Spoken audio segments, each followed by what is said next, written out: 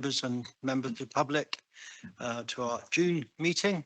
Particular welcome to Jim Barnicott and Mark Vickers, I think, joining us the same and your new roles. So I will go through the formal notes that I've got. So I would like to remind those joining remotely to mute their microphone and to turn off their camera unless speaking. Please be reminded that the meeting is being live streamed. All speakers are asked to ensure they are talking into their microphone. We're not expecting a fire alarm. Should the fire alarm sound, please exit the room and follow the fire exit signs. Please ensure you address everyone by their full title or councillor, no first names. I assume that members have read all papers in advance of the committee and therefore cabinet members and officers are asked to keep their introductions to their items brief, raising key points to the committee.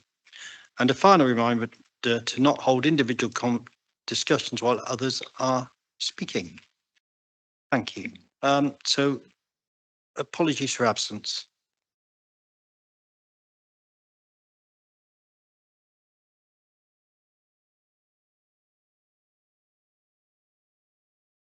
Sorry, Chair, I shouldn't have picked it up after I turned it on. We have apologies from Councillor Richardson, but we have Councillor Bailey as a substitute today. And we have apologies from Councillor Hookway, and Councillor Tilsley has joined us online. Thank you. Thank you, Lou, and thank you, Councillor Bailey, in particular, for substituting. Are you the first substitute ever deployed in Scrutiny? Have you made history? I'm not sure. I think so. Declarations of interest are just to remind members to declare interest as appropriate at the right time if something comes up. Next is minutes. So we need to agree and sign the minutes of the committee meeting held on the 16th of March 2026. Are we all happy? All good. I'll take a proposer from Councillor Bell and a seconder from Councillor Lodge. Thank you. All agreed? Yeah.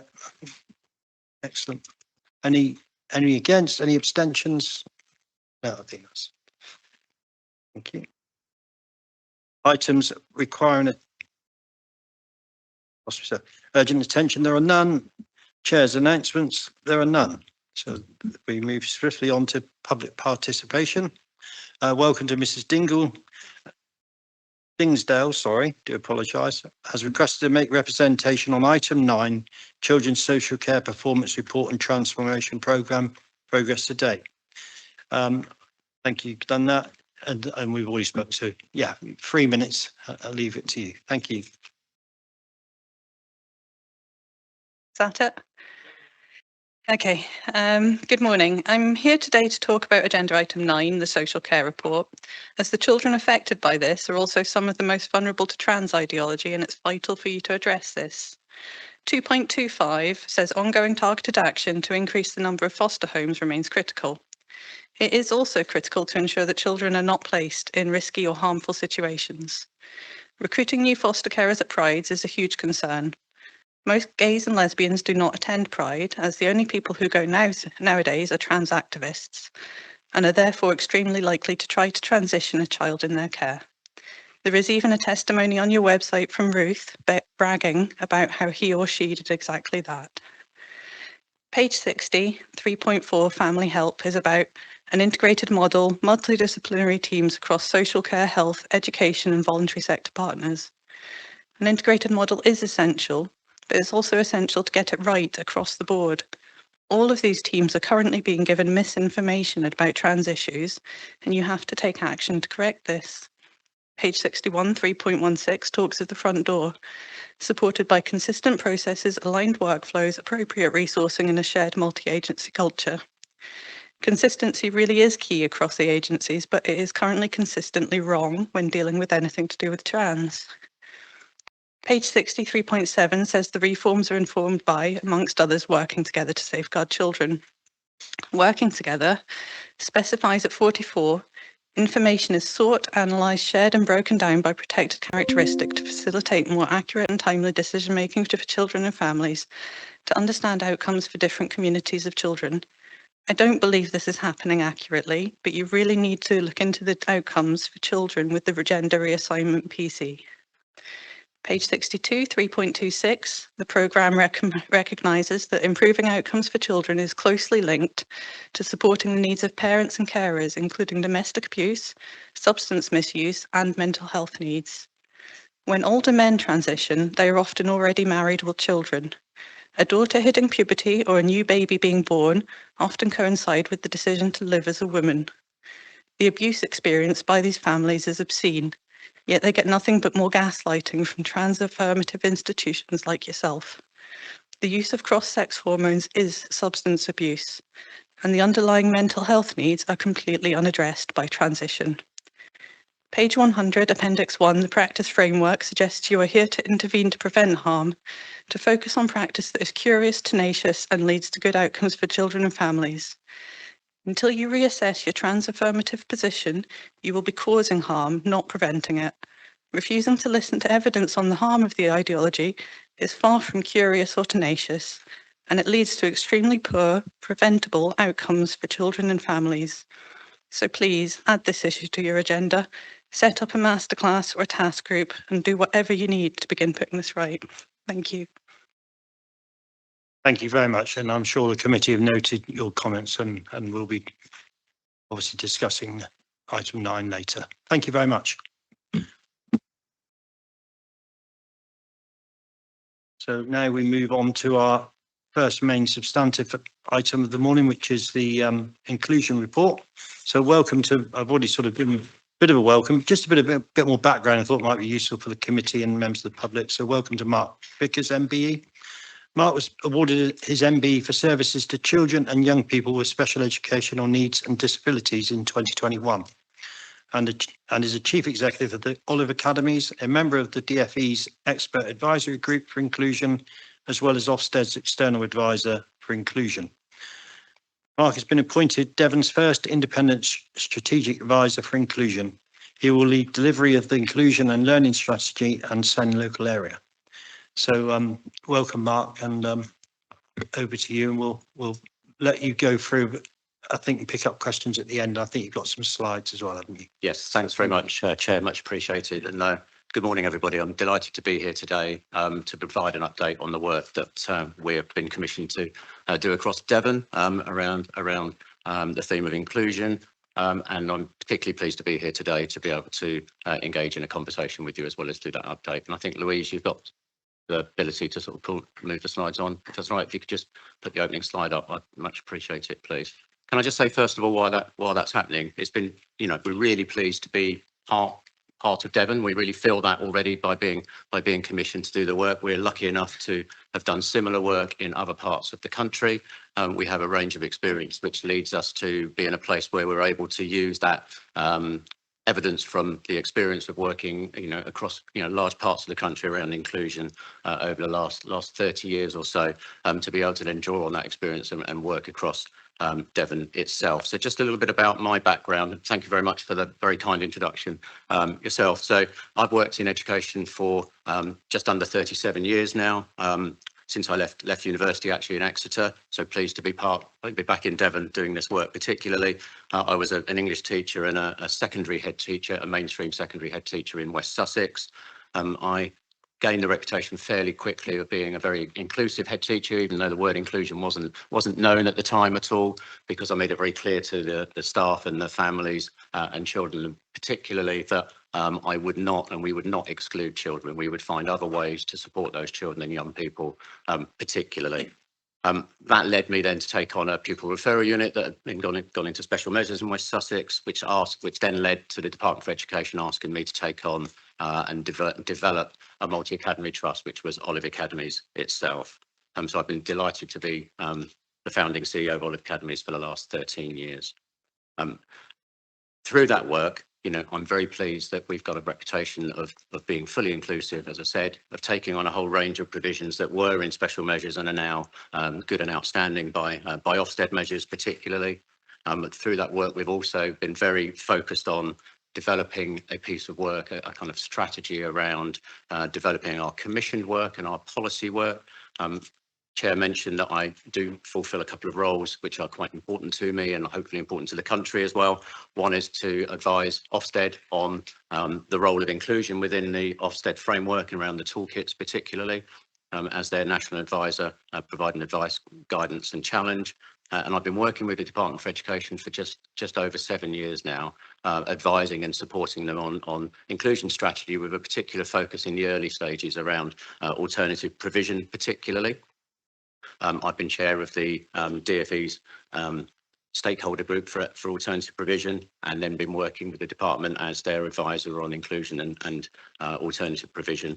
And I'm really pleased to be able to sort of announce now, if you haven't seen it in the press on Friday, that the Department for Education have just set up and established a new expert panel, which will be overseeing national inclusion standards and the development of the specialist provision packages. And I've been asked to be a member of that group. So that gives an opportunity to help continue to shape policy, but also link that work to the work in Devon particularly.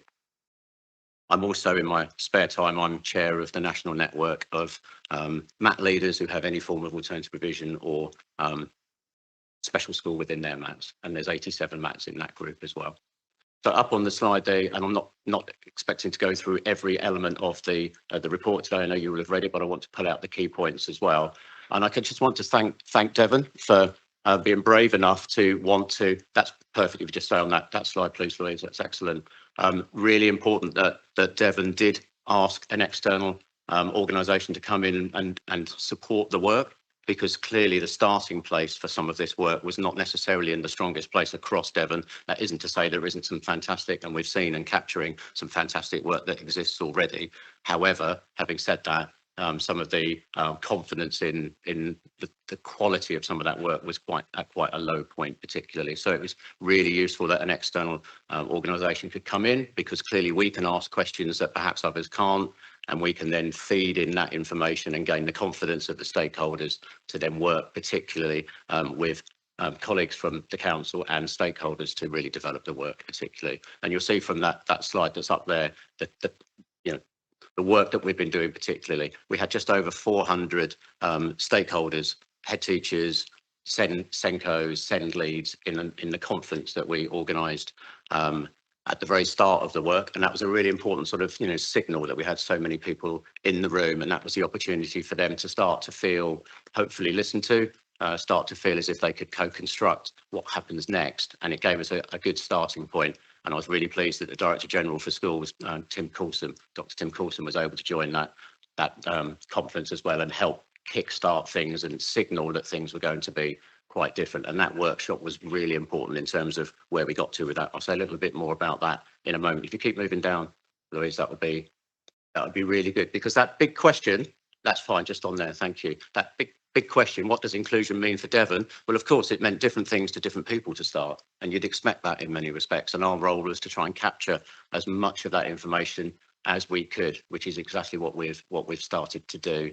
We're at a really interesting point, and it's good to be able to talk to you today, because we're sort of, today signals virtually the end of the first phase of this work, of the listening, and tomorrow signals the next stage, because tomorrow at our advisory board meeting, we're starting the co-construction of the inclusion strategy, which will formulate and will be the fundamental basis of the work that we'll be doing to support Devon, not just in the short term, but to help you with your long-term developments as well.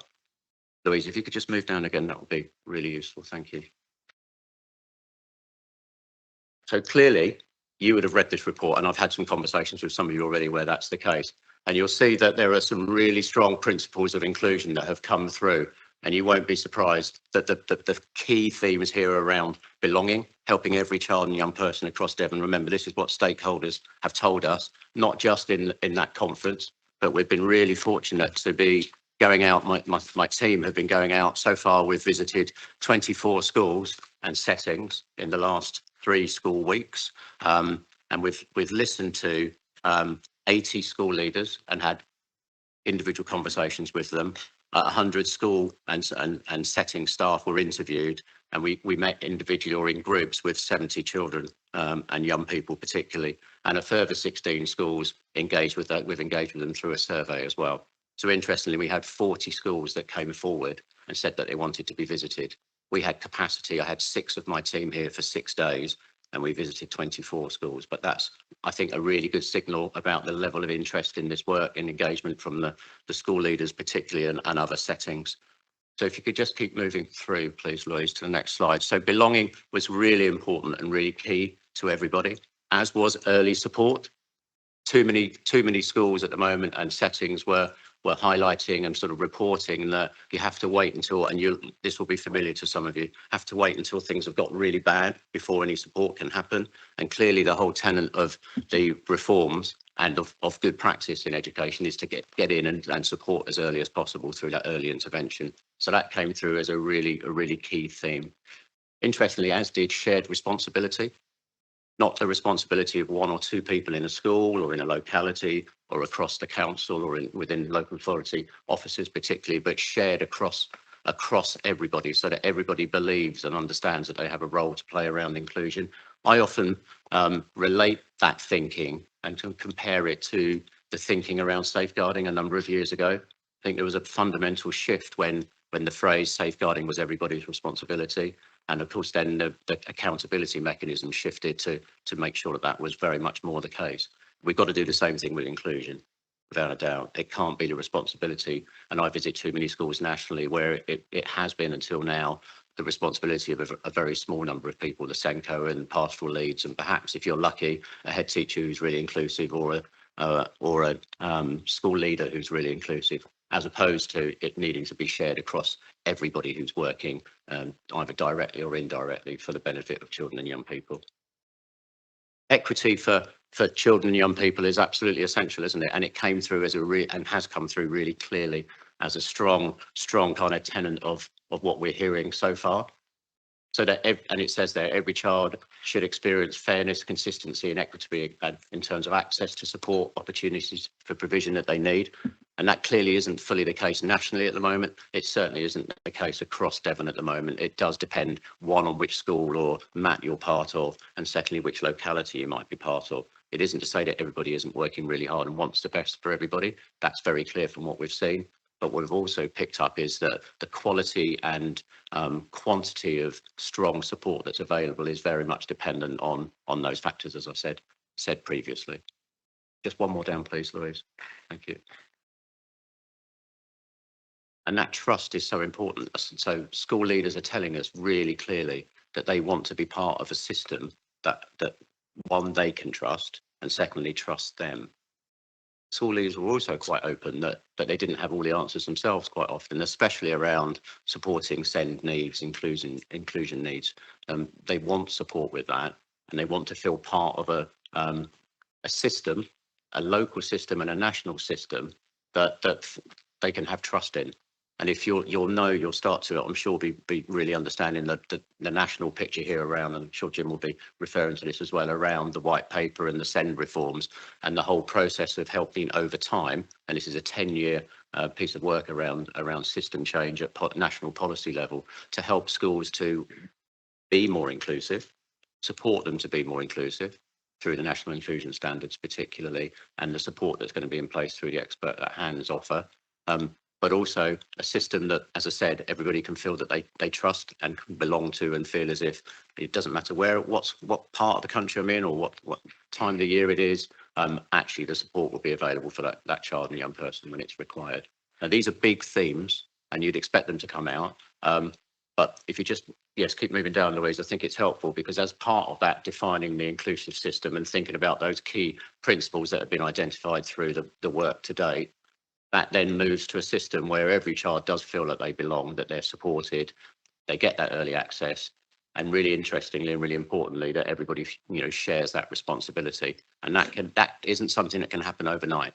That's something that we have to take our time with to get it right, because we're not starting with a blank sheet of paper. We're starting with the system that we've got currently. And I have to say, as part of the advisory group that's been working with the Department for Education for the last 18 months, that's been a real joy, actually. And it's been really important that the Department for Education and the ministers that we're working with have been really ambitious about wanting the system to change, not doing what I might describe as sort of tinkering with the system to try and make it better, but actually some big ambitious reforms here, which are fundamental to making a significant difference. And of course, by being commissioned to work with across Devon, we can use all that knowledge and experience to try and feed into this work that we're working on so far. So that's the principles, particularly. Louise, if you just move down, we'll talk about, well, how do we move from principles to enablers? We then need to get into, thinking very much about the DIF and linking it to the DFE's 5 key enablers for inclusion.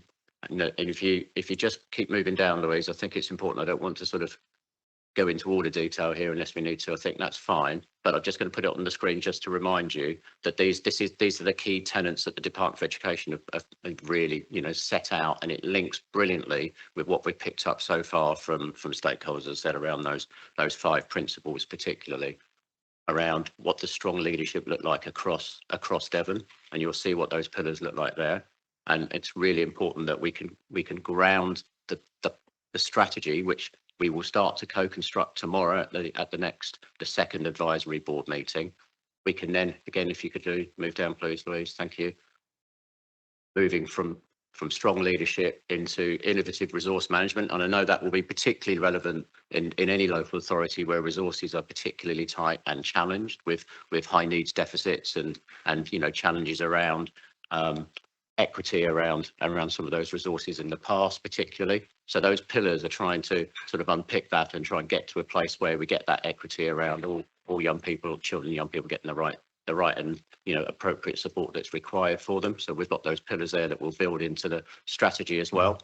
Again, if you can just keep going down, thank you, Louise. So enabler 3 being partnership, outreach and networking. Hard to argue with any of those principles particularly, but we're hearing that time and time again from the conversations we're having with children, with staff and with parents and carers particularly.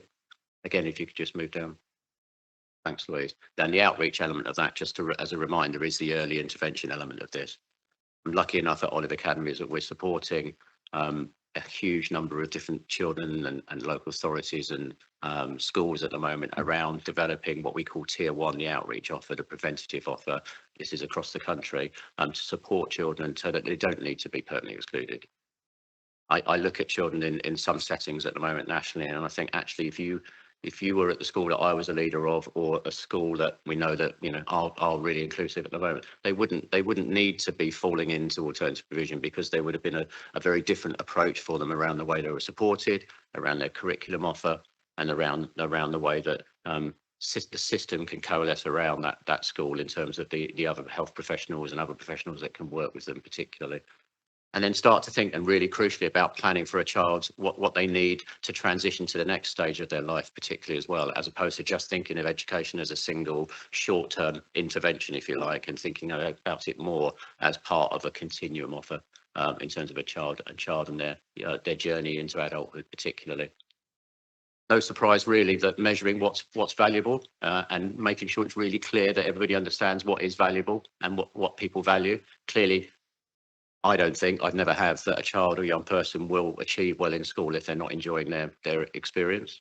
So that's where the participation can really improve. If you can get a curriculum offer and support in place that will help those children and young people to actually feel that they're belonging and that they're safe and that they're starting to enjoy. That then helps with the multi-agency timelines in terms of working together particularly. And really importantly, understanding the journey that child and young person goes on and being able to measure how they're doing, particularly around equity as well. And if you can move down again, please, Louise. Thank you. No, I can't. Bear with me while I just reshare my screen. Is it just frozen? It's just That's frozen. all right. Don't worry. That's not a problem. Okay. So I'll keep going because there are some really, really important points here as well. So I'm going to pull out a few key points just to about the advisory board, first of all, just so that you're really clear about the purpose of it and who and why we've gone about it in the way that we have. So really, it's crucially important, obviously, that there was really constructive and solution focused discussions from a board that will provide the governance of the project in terms of the work that we're doing, but crucially also represent the whole spectrum in terms of stakeholders and provide some support in terms of back into their settings and their organisations around sharing the information and the intelligence around the work that we're doing. And we've had one meeting already, and I'm really pleased that, it was a fantastic first meeting. We got representations from mainstream schools, maintained and academies, all phases, including early years, diocesan and support as well, parent and carers forum, health, the specialist sector, obviously colleagues from the council, some of which are here today, and crucially the Department for Education as well. So we've got the right organisations and the right people around the room. And what we've been doing around that work is we've been really focusing on setting it up so that the governance can work really well. And tomorrow, as I said, is the next and the important phase of the work where we start to co-construct together what the inclusion strategy could look like based on everything I've shared with you so far. What we've done as an organisation is, and Louise, we can stay onto there, that's fine, is we've set out a roadmap to make it really clear for everybody about what this journey can look like around the inclusion, the development of the inclusion strategy and the work that we're doing. Just to let you know where we are at the moment in terms of this piece of work, we are between stage 4 and stage 5. So stage 5 starts tomorrow. That's that, as I said, that draft inclusion strategy. What we've done so far, and it's perfect timing actually, so the experts at hand guidance being published on Friday does mean that obviously the group will be aware of what the Department for Education is saying needs to be in place and how to do that around developing that experts at hand offer. I'm sure Jim will say a little bit more about that. We've done that school and setting engagement in terms of the first phase of it, and helped with starting to map some of that work as well. And that roadmap hopefully sets out, to the stage 8, which is really important, of launching the strategy and getting into the evaluation. And I'm really pleased that I'm being asked by Olive Academies to start to have conversations with colleagues around this table around what year 2 might look like, around moving from setting a strategy to then implementation of the work particularly. Do you want to just move down one more, Louise? Thank you. So the timeline itself, in terms of the different stages, I know you'd have seen this already. I've shared the different stages, but it's a challenging timeline, but a completely doable timeline. And the reason why I say that, and I'm really positive about where we are with that currently, is because there's a huge amount of energy and momentum that we've helped to develop across the project so far with Julian and his team particularly. And Donna, and I'm just delighted with the work and the engagement so far. We're having our weekly meetings with Jim, with Rachel and others, and there's no sense of any slippage at all. The opposite, in fact, in terms of what other support might we need to make sure that we can hit that timeline, because we're very conscious that obviously schools and other settings have their own timeline around needing to get strategies and policies in place for the beginning of an academic year particularly. So we've set that up with that in mind, and I'm really pleased with the way that's working. So I'm very confident about that. Are you able to keep moving down? Right. Okay, so if you just keep scrolling down, so I've done that one. I've just stay onto this one just for a moment. So Jack just sets out a little bit more about the Olive Academy's influence. I've said much of that already, but on the top right there around policy work, I've mentioned the Department for Education and Ofsted.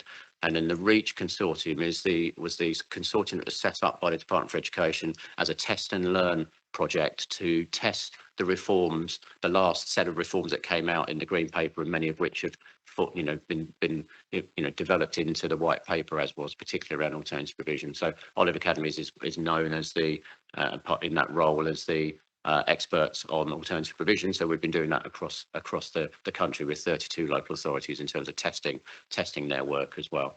In the middle there, just if you hadn't had a chance to look on a website, we describe our academies as our family. Our children and young people are precious to us.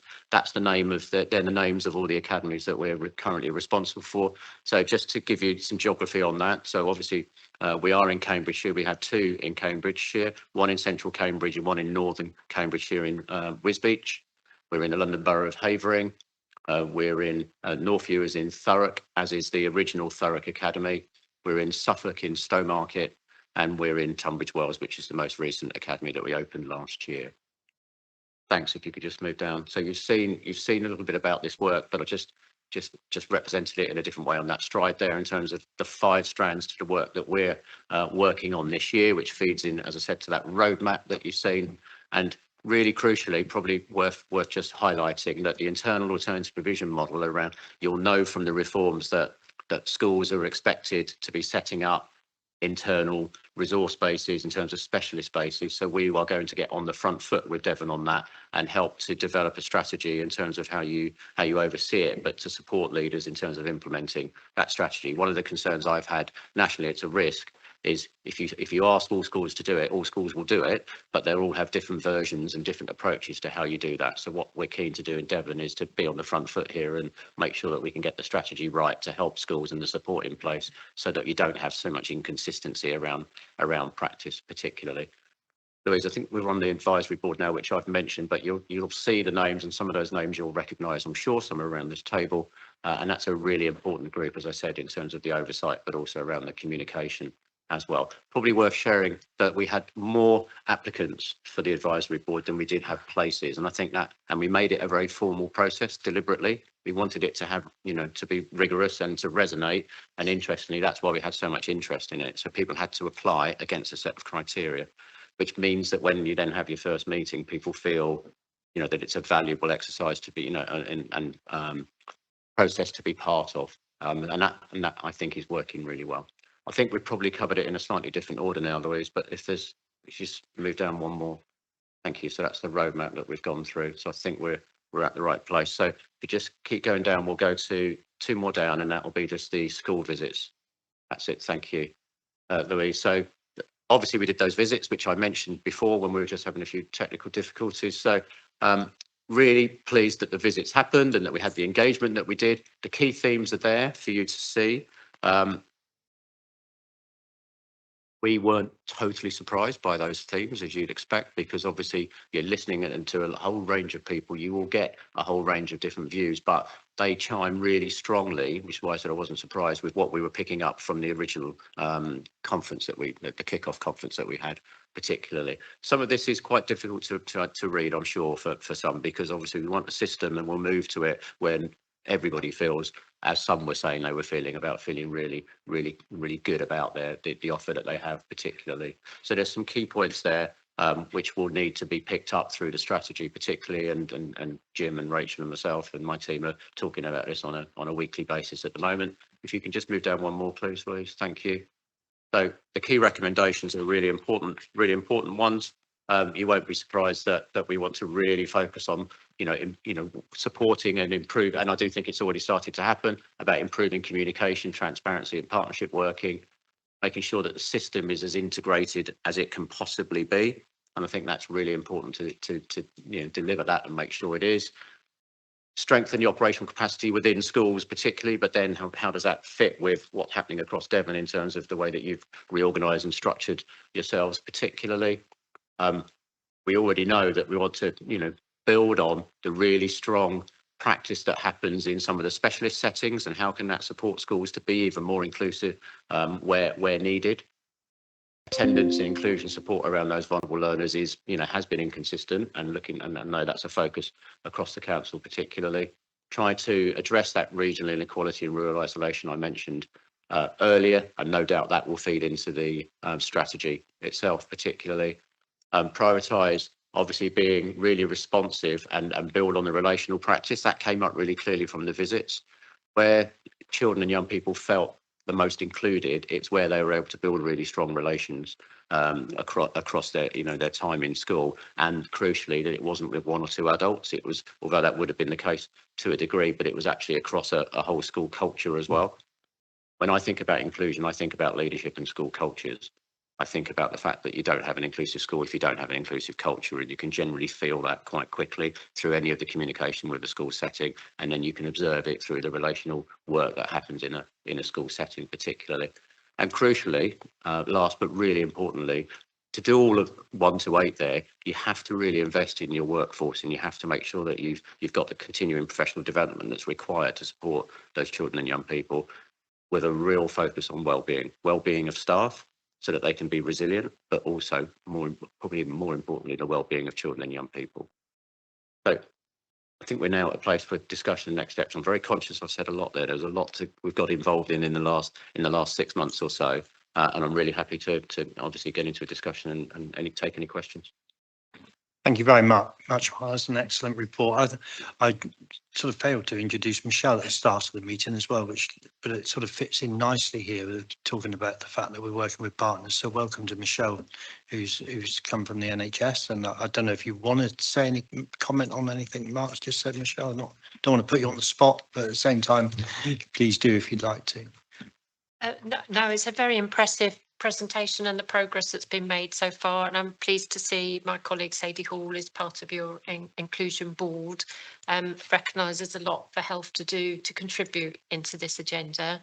And as you said at the beginning, inclusion is everybody's responsibility. So as an ICB, we do see we have a role to play to contribute into this space. Yeah, thanks very much. And the work can't be done without health being a key partner to this work. So I'm really pleased that you recognise that. Thank you. Denise, did you want to say anything before I've broken out the rules, haven't I? Councillor Bickley, I do apologise. Councillor Wiedemann. Yeah, thank you very much, Mark. That was really fantastic to go through that. I'm hugely energised by all of this. This work is such a massive part of the whole puzzle of bringing all of the problems in Devon up to speed. So it's fantastic. And I've just written a few notes as I've gone through it, but within this, we've obviously got a big push from the white paper to get children back into mainstream school. And for a lot of parents, that's a terrifying prospect unless those mainstream schools are completely made inclusive. So, and if we can get the right support in the right place for the children at the right time, that's the key thing. Working all the experts at hand programme to get some support wrapped around schools. Sharing the data, which wasn't been done before, so making sure that we've got sight on children that aren't in school anymore is just as much as obviously as important as the ones that are in school. We had lots of children in alternative provisions that wasn't quality assured, wasn't necessarily, we were confident about it, so that's a whole part of it as well. All of this comes together, and this it can't just be led by the local authority, so it's really key that we've got a partner doing this. And that is working with all of our partners, making sure that relationships with everybody who works with children in Devon are working and pulling in the same direction. So I'm just really, really excited, looking forward to tomorrow's meeting and 100% behind everything Mark's doing. Thanks. Thank you, Councillor Bickley. I mean, I think, like you say, across the leadership, Jim, did you want to comment? And obviously, I think it's your first meeting with us as in your new role anyway. I think I will probably, my comments will probably come into the introduction of the next section of this, if that's okay. But no, it's yeah, I mean, I think from my point of view, I mean, it is an excellent report and there's some real ambition there to drive us forward and real it's good to see that we're out there meeting people. We're off to I forgot the name of the school, terrible. St Peter's School in Exmouth tomorrow as a committee to visit there, and they're recognised as doing an awful lot of good work in this area. So I think it's important once we to feel what good and inclusive is, so that when we go into our own schools. Sorry, that's its farm. Do apologise. No wonder Councillor Trail was suddenly, you know, he was pleased with my shoes this morning, but he's not so pleased now that I've not got the wrong school in his ward. But there we are. Thank you. Thank you. I'll go to questions. I've got Councillor Hodge first and Lodge even. Thank you. Thanks, Chair. I do have a question for Mark, actually, and I would like to thank you for your positivity and the proactive steps you're taking. I'd just like to come back to the agenda item document, if I may. This is a very pernicious point, but item line 6.1, it says the proposal to set out a coherent approach to inclusion is well aligned with the Devon County Council Strategy Plan 2021 to 2025. Apologies.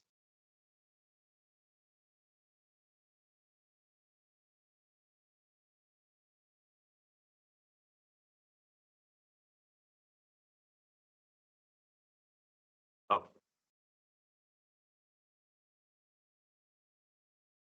Yeah, apologies for that. That would be an error. So I will make sure that's updated. Okay, yep, thank you. 6.2 says the strategic priority for children is be ambitious for children and young people.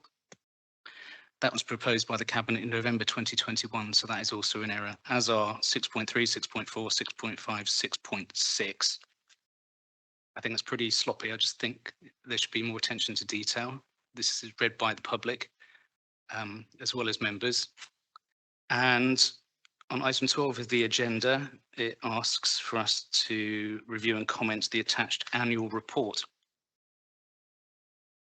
I looked for the annual report. There is no annual report. I'm assuming that that is an error as well.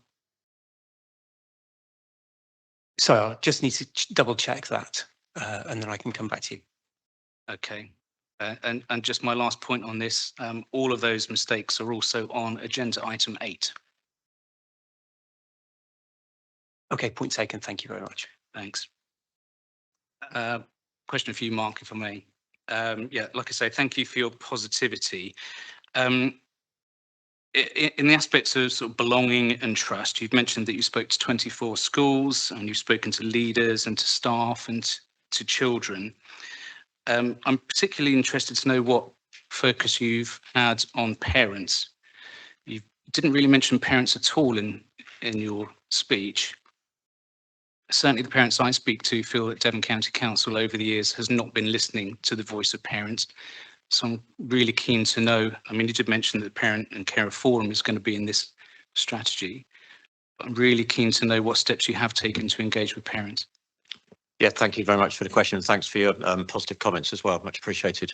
So the core focus of our work around engagement, and you're absolutely right, with parents and carers is crucial, is through the Parent and Carer Forum, partly because of the scope for our work in terms of the, we cannot get to everybody, but we can do it through the Parent and Carer Forum. I think that is the strongest way that we can engage from a strategic point of view, but also from an operational point of view in terms of what are the Parent and Carer Forum picking up from their work with a much wider range of parent and carers than we would be able to speak to particularly. And then the other element of this, and I didn't mention this and perhaps I should have done, is that I'm linking very closely with Andre Imich, who's the independent chair of the SEND board. And that's really important because he'll be there'll be information via parents from the PCF particularly and other sources that I'll be able to then, we can align the work particularly in terms of what our parents and carers telling us across the piece, and we can engage with that information. Then we're thinking about the strategy as well. Thank you, Councillor Lodge. I've got Councillor Trail followed by Councillor Julian, please. Thank you very much, Chair. Thank you very much, Mark. Very interesting reports. A lot of hard work, can see that. But again, belonging and trust. I've got two questions. Where do the military communities fit within the systems? And two, if a child does not have an assessment of ADHD, they appear to be bypassed by the system. So something to look at, please. Yeah, can I just ask you to repeat the first question, please, on the belonging and trust? Thank you. Where do the military communities fit within the system? What we've got in Devon is quite a lot of military units, especially Royal Marines, Royal Navy, and up north, the Army. They tend to move on a regular basis. Families tend to move on a regular basis, normally between 2 and 3 years around different areas. But then when they move to a different school, it does tend to be a little bit difficult. If they've got very good parents that are actually with the family most of the time, it's fine. But it's when one of the family are away for a large amount of time, it is very difficult for the person left behind. Yeah, no, it's a really important point, and it's something that at Olive Academies, I'm sure across the council, we're very aware of, and it's something that I've picked up nationally in terms of, well, in fact, as a head, we did support a number of families and children, military families as well. So I'm very conscious of it. So we'll be picking that up in various different ways, partly through the engagement activities. We've obviously got 40 schools that we're now engaging with on a regular basis, but also through the advisory board as well, because obviously we've got a full range of different types of schools and settings there, and multi-academy trusts who will, inevitably be supporting some of those military families. So we'll be picking it up in different ways through the work. And we'll also be engaging with the council where we need to, if there's additional information that we need to hear about as well. Chair, am I allowed to come back, please? Within your board, I don't see anybody from the military, so perhaps there's a conversation that could be dealt with through, I would say, the senior service at the moment. Yes, so sorry, it wasn't that we had somebody from a military background, if you like, in terms of running school. But what I've meant to say was that obviously these schools and settings that are part of the advisory board will have military families within them that they're supporting. So that's where we would be picking up the information. But I'm happy to take it as an action afterwards with Jim particularly to think about how we can engage even more if needed. But we can do a cross-reference and think about, obviously, if there's any more information that we need. And the reason why I bring this up is this particular council are there with the Armed Forces Covenant, and at the moment it does appear that we're not moving any further with our military. Thank you. Right, so we'll definitely pick that up as a and your second sort of sorry, Mark. Yeah. I think there was a second question as well. Oh, the second question was just before you do that, Councillor Trowell, can I just jump in and just add to that last little piece? Sorry, because I think the question that was in my head. I mean, absolutely, you need the parent carer forum. You know, as a single person, maybe not a question for now, but interested to know how they're engaging that wider group to ensure that all voices, if you like, are heard and represented in that role, and whether whether there's any geographical differences, whether we've just heard about the military, are we confident that that forum are reaching out for us to make sure that all those voices are heard and listened to? Absolutely, I'm happy to pick that up with Jim and colleagues. Councillor Trowell, your second part, sorry. Thank you. It's with regards to the assessment of ADHD, those that don't have that certificate, although they do have difficulties, do seem to be bypassed of late. Myself and Councillor Bickley did have a family issue which we've been trying to deal with. We haven't resolved it yet. Okay, I think that's probably one. Yeah, absolutely. We are really conscious of the needs of children, young people and families across the county. And in particular, those issues are picked up through our SEND Transformation Board. And where we get those inquiries come into us as a team, then we'll look and we'll work to support schools to ensure that children get what they need. I think the key aspect that we pick up there is the work and the link that we have through our inclusion in our locality teams, through our inclusion partners, who will work with our schools to support them to identify need and signpost them into the right next steps or the right pathway. But absolutely, we can take that as feedback and ensure that that is then represented across the other work streams that we're doing. Thank you. Councillor, I think it was Councillor Julian next. Yeah. Thank you. Thank you, Chair. Just wanted 12 schools that you said you've been out to. Is that right across the Devon, North Devon? Have you been to North Devon? I just wanted to know. That's one question, Chair. And the other one is that in North Devon, in one of the schools at Bideford, we have challenges there because of some of the parents, the vulnerable children, they don't go to school because the parents don't get them to school, or they don't get up and they have difficulty with the authorities, and then the children start wandering the streets. And what concerns me is that we should be keeping our eye on the ball and trying to get these children back to school. And I should imagine it's in some parts of the other country as well. But it seems that the school's doing its best, but can't seem to get to grips with it. So I wondered where you come in to see if we can sort that out, Chair. Thank you. Yeah, thanks very much for the question. And we were very conscious when we were planning the school visits that we did get into all the localities, including North and Mid Devon. I think that was really important that we did. And in fact, it was that's where we picked up particularly the issues around regional rural isolation and regional inequalities. Particularly, that's where that's what pupil voice came through, and staff voice particularly strongly. So it's really important that we listen to that information and then we feed it into the strategy, particularly that we're starting to do, because that's where we've got to get to a place across Devon and nationally where things are more equitable and fair. Absolutely. come back, Mr. Chair.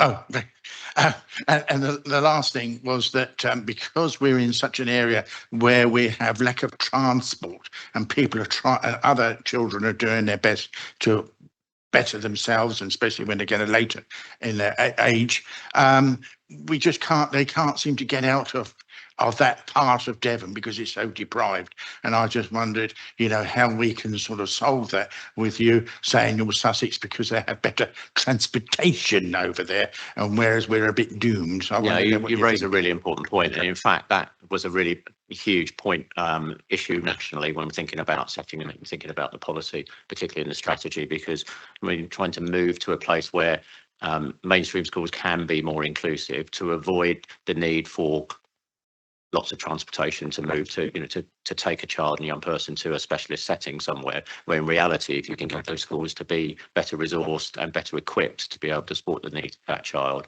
you can avoid some of those barriers that are currently in place.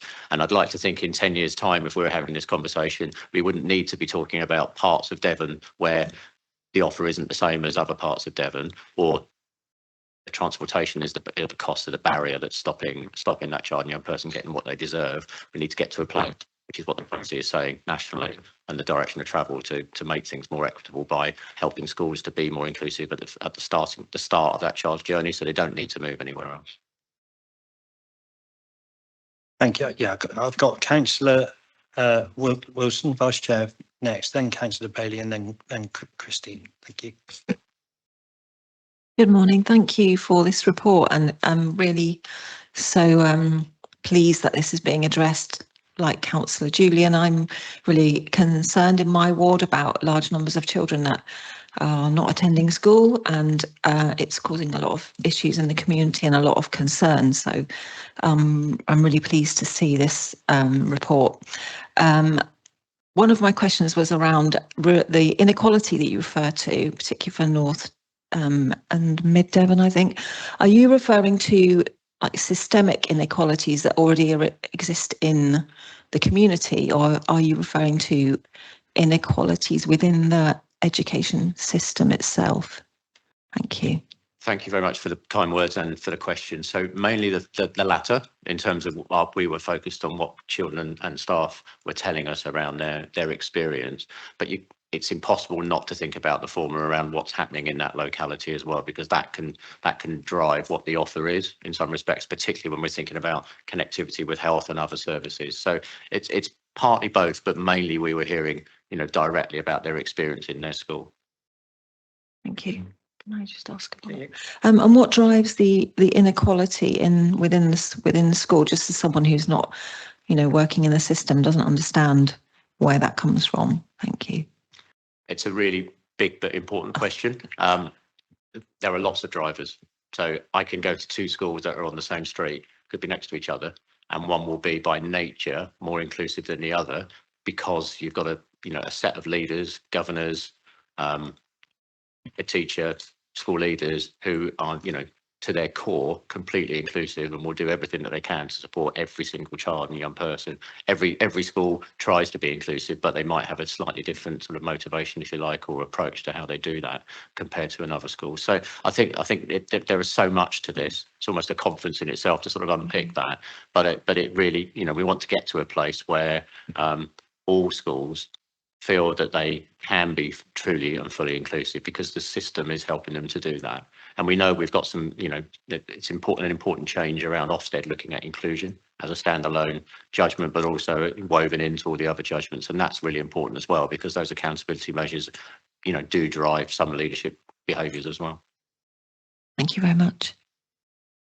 I guess it lines up my question quite well. I've got here was, you know, how does alternative provision help children feel included? So at its best, alternative provision can help hugely, because the three-tiered approach, which I've mentioned a couple of times, is literally tier one being outreach preventative work. So that's the alternative provision setting, going out and supporting schools, local authorities and MATs to think about their approach to working with children and young people, so that the schools don't feel they need to, you know, exclude as often as some schools feel they have to at the moment. It isn't to say that there shouldn't be any exclusions, but it can certainly drive down some of the use of exclusions because the children and young people are being supported in a different way. Tier 2 is the time-limited short-term placements where a child and young person might need some time away from their setting to have some focused work with professionals to help them to be able to, build the resilience and the skills and emotional resilience to be able to cope back in a mainstream school, whilst at the same time some work can happen with that mainstream school to get them ready to receive that child and young person. And tier 3 is the more longer term placements where a child and young person needs to, have much more focused, longer term support. And they may not return to mainstream school. They might then be working with that specialist setting to help them transition into work-based learning or any form of FE college over beyond year 11. So that's the 3-tiered approach to alternative provision. So where it's at its best and its highest quality, it can have a profound impact on the school system. I think it was Councillor Bailey next. Thank you. Thank you very much. Thank you very much for the report and the presentation. Very impressive. I've got a question really for our officers, and that's around Appendix 4.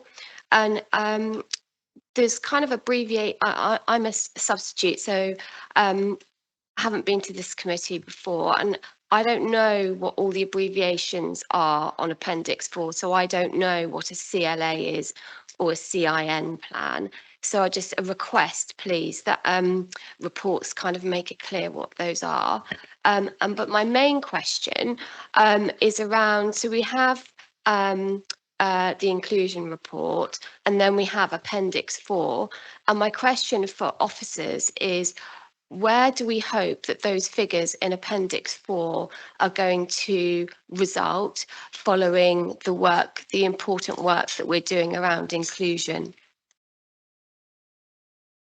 I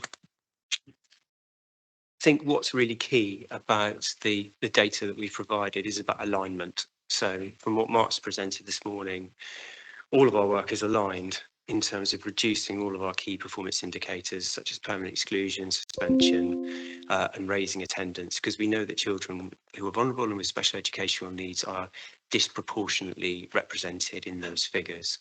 So as we meet as a board tomorrow and we look at the work streams based on the feedback, we'll then be thinking about which of our key performance indicators are going to align with each of these work streams. And the figures that you've got in the reports today are also aligned with our other transformation programmes, such as our SEND transformation programme, and they're also fed into the response and our plan for the white paper. So the task really is about aligning all of our work streams together and ensuring that the work which is led in partnership with Olive is really impacting on each of those, and that we've got key measures to ensure that in the first instance, we're looking to drive towards the national benchmarks, where Devon is higher. How do we reach that national benchmark, and then how do we improve on that? Yeah. So that's how we're moving those things forward. I think one of the real advantages of working with Olive Academies and looking particularly at the feedback of schools is it allows us to move from a saying, okay, these are the problems that we see each day, to saying, right, how do we understand what actually drives these problems? What are the things in our schools which are making these things happen? And what are the factors which impact on families, and how can we work with families and children in order to change that, and in order to help our school leaders understand, and in order as well to recognise where there's really strong practice. So in our learning communities where there's lower rates of part-time timetables, for example, well, what is it in that learning community, and what is it within those schools that they're doing so well, and how do we share that practice? And that's how we'll have the impact upon our key performance indicators, and that's how we'll get our vulnerable children, our children with SEND, attending school more regularly, less suspended from school, and not subject to permanent exclusion. Thank you. Christine, thank you. Thank you for that. I just want to build on that because there is an increase in the numbers on part-time timetables, elective home educated and to remitting education. There is a big increase. How are you going to... Sorry, Christine, can you just put your microphone down a bit? That's it. How are you going to engage with families as well to bring them back? And I've just got a second question. how are academy trusts engaging with you? Do you have all of the academy trusts on board with this? Some of the academy trusts on board, and how are you going to engage with academy trusts that are not on board with this? Yeah, thank you for the question. If I take the second question, and then I think Jim will take the first one. So there were a significant number of MATs that were part of the initial conference.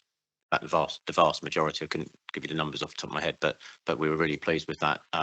Obviously, we are going out, and as of tomorrow, once we get into the second advisory board meeting, we'll be discussing with the members there of the board about the engagement back out in terms of the communication back out. And we, so the people around the table are representatives of the group. So we do have MAT leaders as part of the advisory board. So part of their role will be to then go out and share that information as well. And Jim, you're attending the DSLS meeting as well on Wednesday. Yes, that's correct. So that's our representative group for our head teachers. So that will ensure that we are engaging across the system with all of our maintained schools, our multi-academy trusts, our alternative provision, our across that landscape. And in terms of the family, the voices of families, which is absolutely crucial, our parent carer forum is part of the advisory board. So they are our way into the voices of families and will support us to understand and get direct feedback in and around how, the impact of practice on families. Also, that'll help us to understand, again, where things aren't working. Are there particular areas of the county where we have particular pressures and problems? But equally, where are there our successes? So we know we can build on those successes. I think the chief exec probably needs to leave, but wants to speak as well. So they put you in now. I think it's a point to make. I'm about to go to the Devon Leaders Forum where the 11 councils have got an additional agenda today on top of the previous meeting they had, where we pulled out key issues for our most vulnerable young people. And so every council, every chief executive council, we're there today to take quicker action to address a whole range of preventative measures to support our most vulnerable care leavers. That's the work that's required, the whole system working together. So if you take the children's social care system journey that we started 3.5 years ago, where people were not working together, and we were very clear we were seriously underperforming. The transformation now is 100 children in Devon less in care, 200 children less in children in need. 3.5 years, and still we're at it today, all together, striving for more, week by week, with very clear targets and everybody walking out the room taking action. The SEND journey is quite a few years behind that, both nationally, because there wasn't the policy to support that drive and inclusion, and locally it wasn't there because of everything you've seen in Mark's slides today. However, to give a sense of hope of where we're going, because we still know there's a long journey ahead, recently being in Windstream Primary School, Whipton Primary School, 2 different trusts, fantastic work in those schools that they're doing at every level. But you've got to go from those meetings and think, what can we do more? So that intensive early intervention work, and you'll hear later today from social care that when I look at that document, I look at speech and language therapy, and I think about the statistics in Devon and the children that I've met in schools, where our schools have got targets about what to improve and where to get distance, but we've got to understand the interdependencies of what's happening in that local school today and what we can do. So there is a bit in that document that talks about the investment in libraries. Both of those schools have libraries.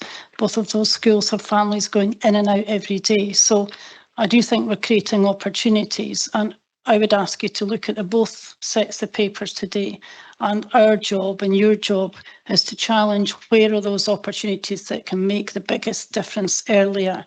And I would say we have a gap at the moment at that very best start in life, where the health element for our vulnerable children or our children with needs, we aren't quite getting that strategic approach right. I was delighted to be speaking to your cabinet leads on this at the weekend to consider how we can best do things quickly.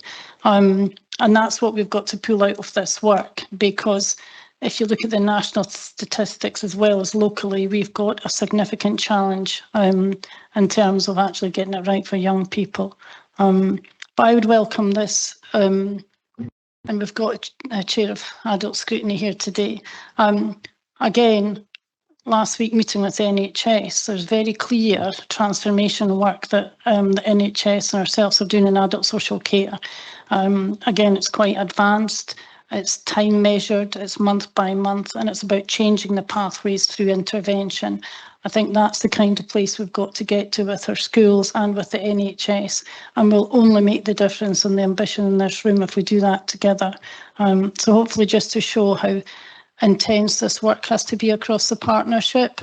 So that's why I'm delighted to now, sorry to leave you, but to go to a meeting where I can see everybody working with us and everybody working together. I'm particularly concerned in this report, and I look along to my colleagues, about speech and language therapy. I'm particularly concerned because when I see the targets set for our children in our schools in terms of literacy ambitions, and we know how important that is in life for everyone, we will not achieve those ambitions without that early intervention model in health. Particularly, there's so much you can do in reception classes with a multi-agency approach. So I would welcome your laser sharp challenge on speech and language, which I don't think, I'm looking into the national expert, but I don't think, Mark, we've really pulled that out enough in this report, would be my comment on reports today, and whether, Michelle, what work we can do in Devon to address that, because I know that's been an area that we haven't been getting right for a long time. Thank you. I just say that's a really important point, and we'll make sure we feed that into discussions at the advisory board tomorrow. Thank you, Donna. Good luck in your meeting, and keep up your passion. Yeah, just before I come to Councillor Bell or on Councillor Carson, sorry, the other way round, but I sort of, while we've been talking about schools quite a bit, and obviously schools and partners are going to be vital in the achievement of this. We all know how chronically underfunded Devon schools are compared to other schools in the area, in the country. So how are our schools going to deliver this really and realistically on the ground, and what the risks are? Because we're going to be asking them, you know, to step up, aren't we, and do more. But then, you know, as I see it, nobody's ever listened to us on the funding issue, and the fact that, you know, talk about we've got inequalities across Devon, but the reality is we've got a massive inequality that people up in the powers that be just don't see us as important enough to just even have a fair share of the funding. I can give a top line response to that from thinking about how your really important point there, Chair, links to the what's fed into the national, you know, policy, if you like, around the white paper, particularly with a recognition of that. Clearly, I mean, I'm not here representing the Department for Education, but I think it's important that I stress a couple of points. Actually, one is that there will be a National Inclusion Fund, which has been obviously highlighted through the consultation responses. There will be obviously additional support and resources through the Experts at Hands initiative as well, and I think that's really important, and a big recognition about the need to have national and linked local continuing professional development linked to try and build, you know, the resilience and the capacity of schools particularly. So that doesn't answer all of what you said, I appreciate, but there is an acknowledgement and some form of recognition of at least trying to build some more capacity through the National Inclusion Fund particularly. But the detail, obviously the top line figures have been published, but not the detail alongside that. And thank you, Mark. I do get angry about this because, you know, and still I hear of schools that are now looking at budgets for September, you know, and do we keep the TA or turn the lights off sort of thing, you know, that they've got real challenges, and I just don't see till we get that, you know, when will that funding, because it, you know, I think what you're saying is important and it's good, but when they're trying to manage budgets, get budgets right, you know, they need that security now, and I see the cabinet member has got her hand up, so perhaps she's going to help me. Thank you. I'm just going to say that I agree with you. I'm on the Fairer Funding forum, and we're still pushing for that because we want that £5,000 per child, make a huge difference in Devon. What we can do though with the money we've got is work more effectively. I think these locality, getting schools to work together in an area, pool resources in certain areas, work with strengths that people have got in certain areas and share expertise, work with our special partnership trust colleagues who are bringing in specialist resource into mainstream schools to, to help the teachers to become better equipped to deal with some of the problems. Making children feel more at home in a school anyway will hopefully reduce the behaviour issues that do take up a lot of our teachers' times, unfortunately. And there's lots and lots of parts of this jigsaw puzzle that need to come together. And yes, we need more money, but we can work better with the money we have got as well. So, yeah. I know you are working hard, Denise. I just, couldn't miss the opportunity to. Yeah, you're right to bring it up. It doesn't because make any sense. Like I It said, I never mean, will. we've had the F40 going for years now, haven't we? And you and colleagues are working incredibly hard, but nobody ever seems to listen. And it's certainly not the mood music we've heard out of this government that rural communities are something they care much about across lots of different, sectors, whether it be farming, education, transport. It always seems to be urban centric, unfortunately. And which is why it's so fantastic that we've got a colleague who's got direct links who can see the problems and can feedback what the problems are with funding. Councillor Julian's right when he mentions, transport. I mean, our transport costs are huge to start with. That just comes straight out of school budgets. Right, I better get off my soapbox a minute and bring in Councillor Carson and Councillor Bell, please. Thank you, Chair. First of all, I'd like to commend the council in bringing in Mark and Olive Academy. I mean, it's a very brave thing to do. It's a bit like having a scrutiny committee with Popeye on spinach, really, because you're really digging deep into it, which far deeper than what we can do as a scrutiny committee. So, that's a credit to the officers and the councillors in charge of education in Devon. My division borders another unitary, and the issues that we have in children going to school over the border are quite significant. And turning to LGR, my real concern, a big concern on that, is that if Devon gets carved up into small units, what's the risk that this initiative to this initiative? First of all, thanks for the kind words, and I agree. I think I mentioned at the beginning. I agree. I think it was a brave but really important decision to bring an external organisation in to shine a really bright light on what's working, but what crucially needs to improve. I think there's sort of two layers to the response. So I think it's a really good question around making sure that there's longevity here around the implementation of the strategy, shall we say. I think what gives me some confidence is that the strategy is grounded and will be grounded very much in national policy. So even with any form of reorganisation, most of the tenants and the principals will hold firm. Number one, and number two is that we would make sure that the engagement is such that we'd be able to reduce some of those risks because of the way that we're working, not just in Devon, but we're linked very closely with the regions group at the Department for Education, for example. So, trying to reduce any risks around any sort of, of the purpose of this being diluted through any form of reorganisation. I mean, we have to just do all we can. There is still a risk there. I accept that, but I think it's a lower risk than it might have been if we weren't doing those things. Thank you, Councillor Carson. Councillor Bell.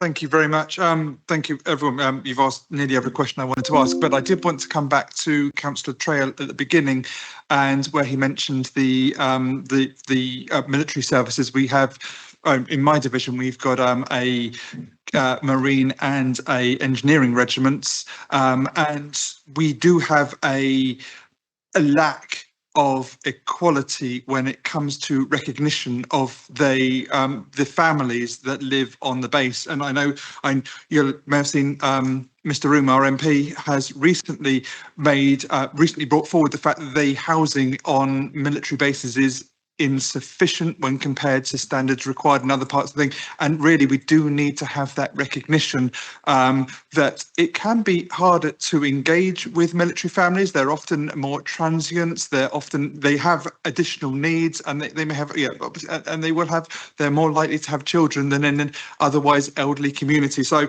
really welcome that if you take on board, that we do have to have that brought forward. My question, though, is I think we've mentioned within the report there's problems with fragmented rollout of services and things like this across the area, and I think you've highlighted that.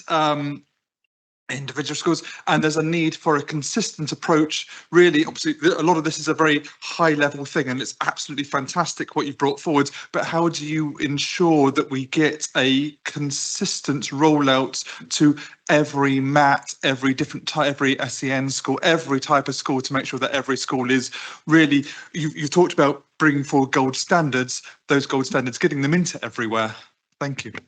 Yeah, thank you. So we're just on your point about the importance of making sure that we include the voices and the experiences of military families and children is crucial, and that's a takeaway in terms of making sure that we haven't missed anything there at all. I don't feel we have, but I wanted to just double check that to be sure. But in terms of the rollout, I think I mentioned it fairly early on in my presentation. I'm really pleased that we're starting to have conversations about what year 2 could look like in terms of the support from Olive Academies, which would be very focused on the implementation of the strategy. And I think that reduces some of the risks that you've just highlighted if we were to be involved in year 2, because as any form of consultancy, piece of work, you shouldn't be needed longer term, but you do need to be needed, used long enough to make sure that the risks are minimised to the point where the capacity that obviously the council have put in around the team can really embed into this strategy and the work. And perhaps our role might be, and we had this brief conversation, Jim, just before the meeting, didn't we, around, year 3 might even look like some form of sort of advisory role, just overseeing without needing to implement, because it should all be in place. But we'd like to get to a place clearly where that's not needed at all, but we're not at that place yet. So I think there's so much still work to be done, and I think everybody's doing it together at pace, which is great. But I think that's really important to start to, we're starting to think about what year 2 could look like. Denise, Councillor Bickley. Thank you. Just to come in on that, I don't know if you're aware, but all schools need to publish their own inclusion strategy by the end of this year. So I think this will really help them to feed in from what we're doing as a whole as well. They'll be able to use that to write their own strategy. Jim, did you just indicate? Sorry. I was just going to add to the importance, as you raised, of ensuring that all of our school system is involved and engaged.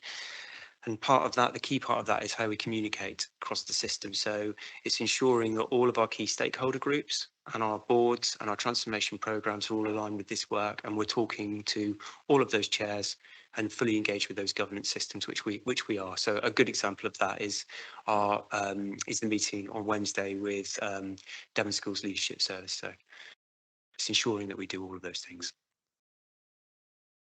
Thank you, Councillor.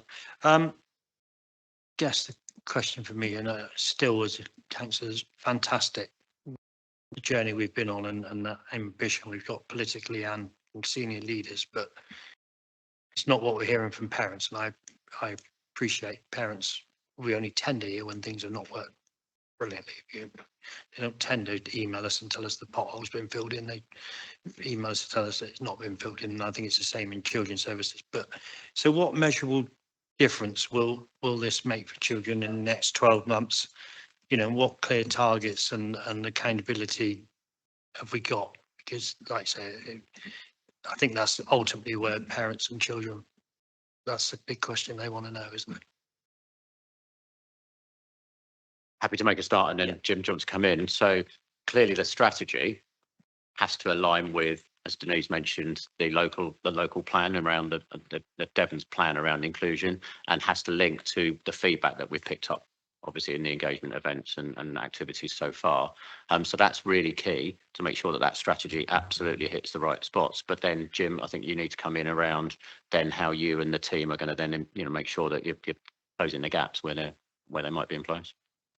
Yeah, I think that this will work in one of two ways. First of all, there's the momentum, and we often see in our data that there's an initial impact just through the fact that we are coalescing together and we have that common vision, we have that common purpose. So, for example, we'll see a reduction in our permanent exclusions or our suspensions because we are aligned as a system. You know, our school leaders work extremely hard and we all want the best for our children and families. So you can see that our colleagues will begin to reflect. But it's really taking that on to the next step then, and it's saying, right, okay, what do we need to do to get that initial uplift or that initial positivity and that initial impact into sustained and embedded impact, where we then see how, you know, we then see real changes and we start to see our data pulling in line with our national data and improving upon that.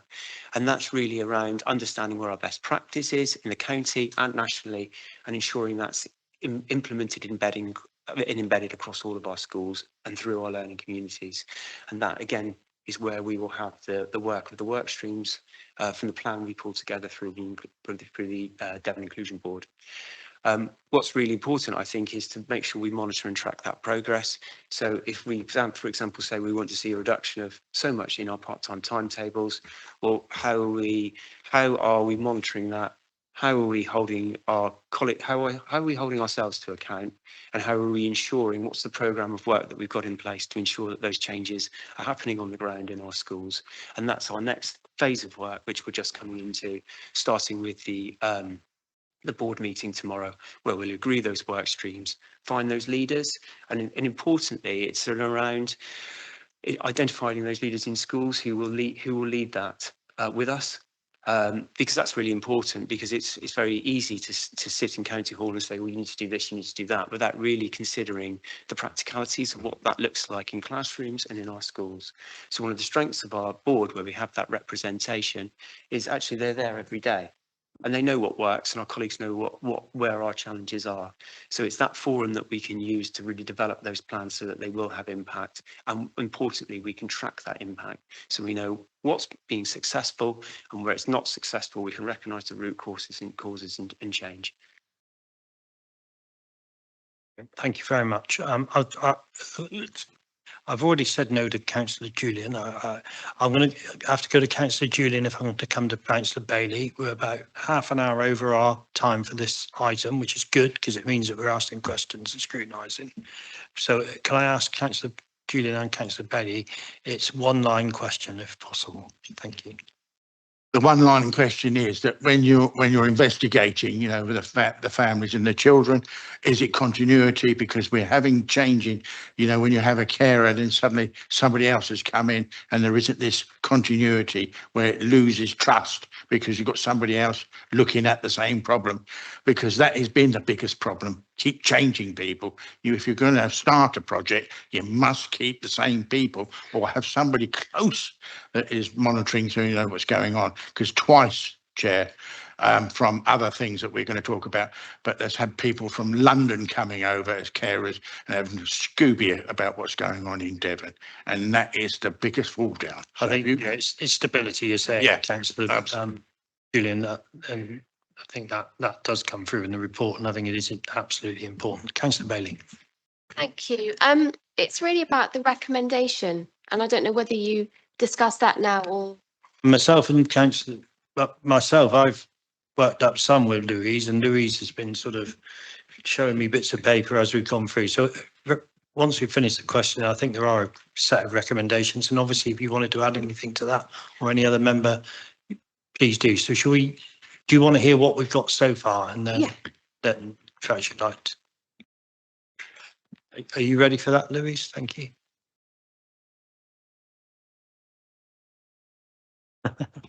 Right. Seconds. We're going to share it on screen for you when the tech gets up. Morning, Daniel.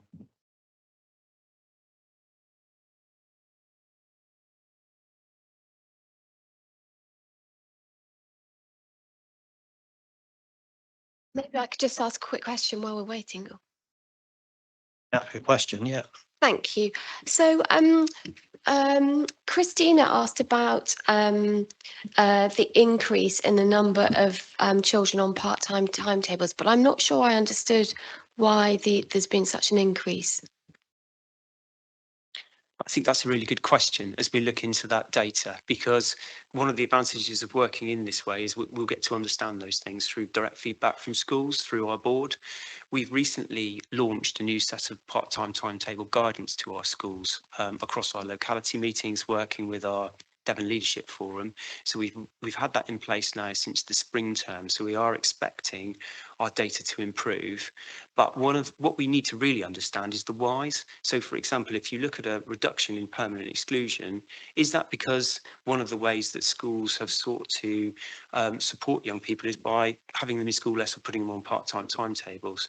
So it's unpicking all of those things. So we don't know those answers yet, but we will do through the work of the board and the work streams. So I mean, I've given you an example there. There's other examples about how the data might interact with each other in ways that we don't yet understand. But that's certainly one of our key priorities, is to understand that and then support schools to understand where that best practice is to really have an impact on the data to improve the situations of young people. Thank you, Jim. So members, it obviously goes without saying really, but thank you ever so much for your attendance this morning and the work you're doing. I hate recommendations in some ways because it obviously, you know, a bit like my comment about potholes, and we only hear about the ones that are filled. There's some incredible work that's gone on both with partners and ourselves. So, but I think that's what we've worked out during the meeting, members. I don't know if there's anything that you want to add. Anybody? Right, there's several hands going up, so something's horribly wrong. I'll do them in order. Vice Chair, Councillor Trail, Councillor Bell. Thank you.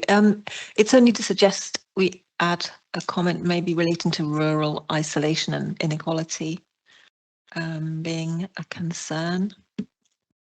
Well, I think that the concerns are all there in the report, aren't they? I think that you know that it's recognised in the report. I guess it would be more around how we're breaking that down and reducing it, I guess. And that I guess would come in that the update and delivery partner. But I think I'd be more worried if it hadn't been recognised in the report originally. Is that fair? Are you happy with that? It's covered, but I think we could add something around particularly that, yeah. I think I know what you're going to say, but it's a good point. I don't see anything there with regards to the military at all. And I'd like that to be included, please.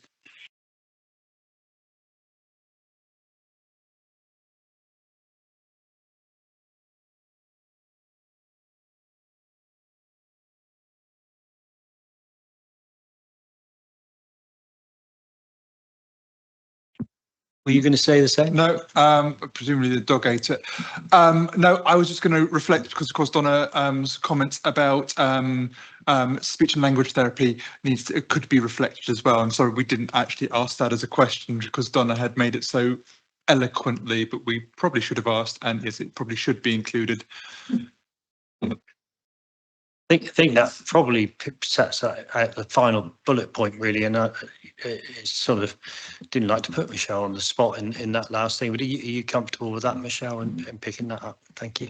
Yes, I am. I think it's included in that last bullet point.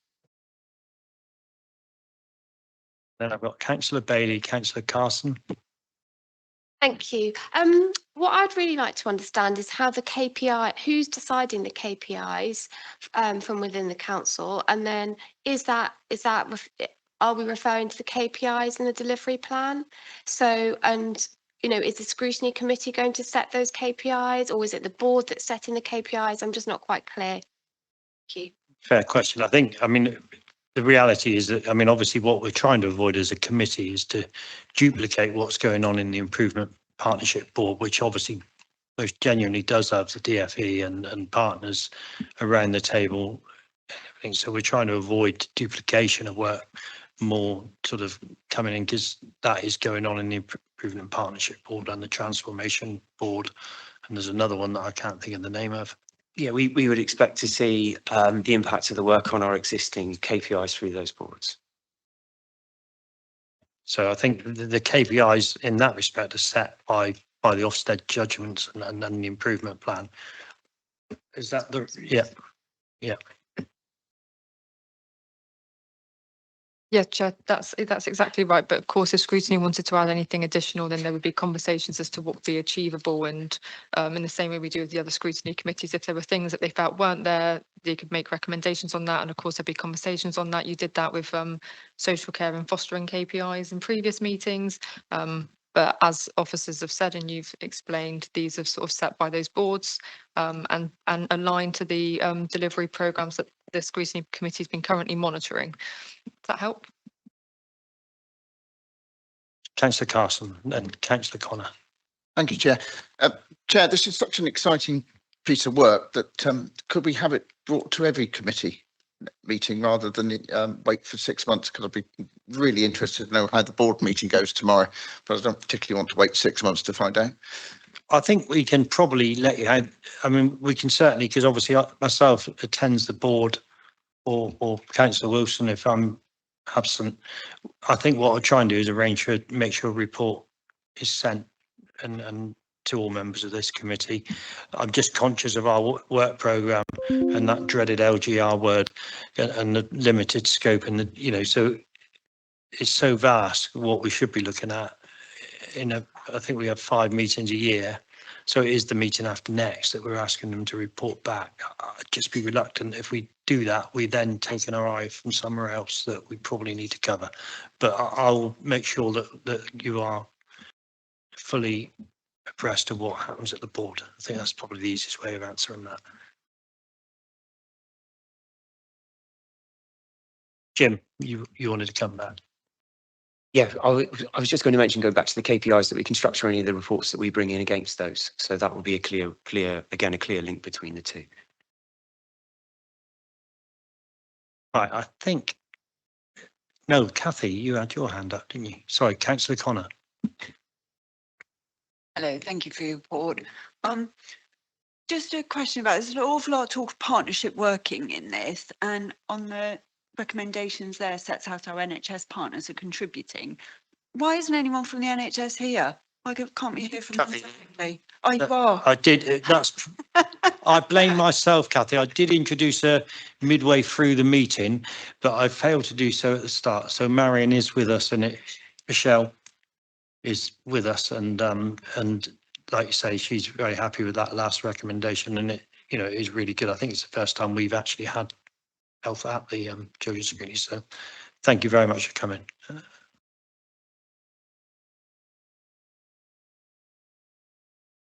Yeah.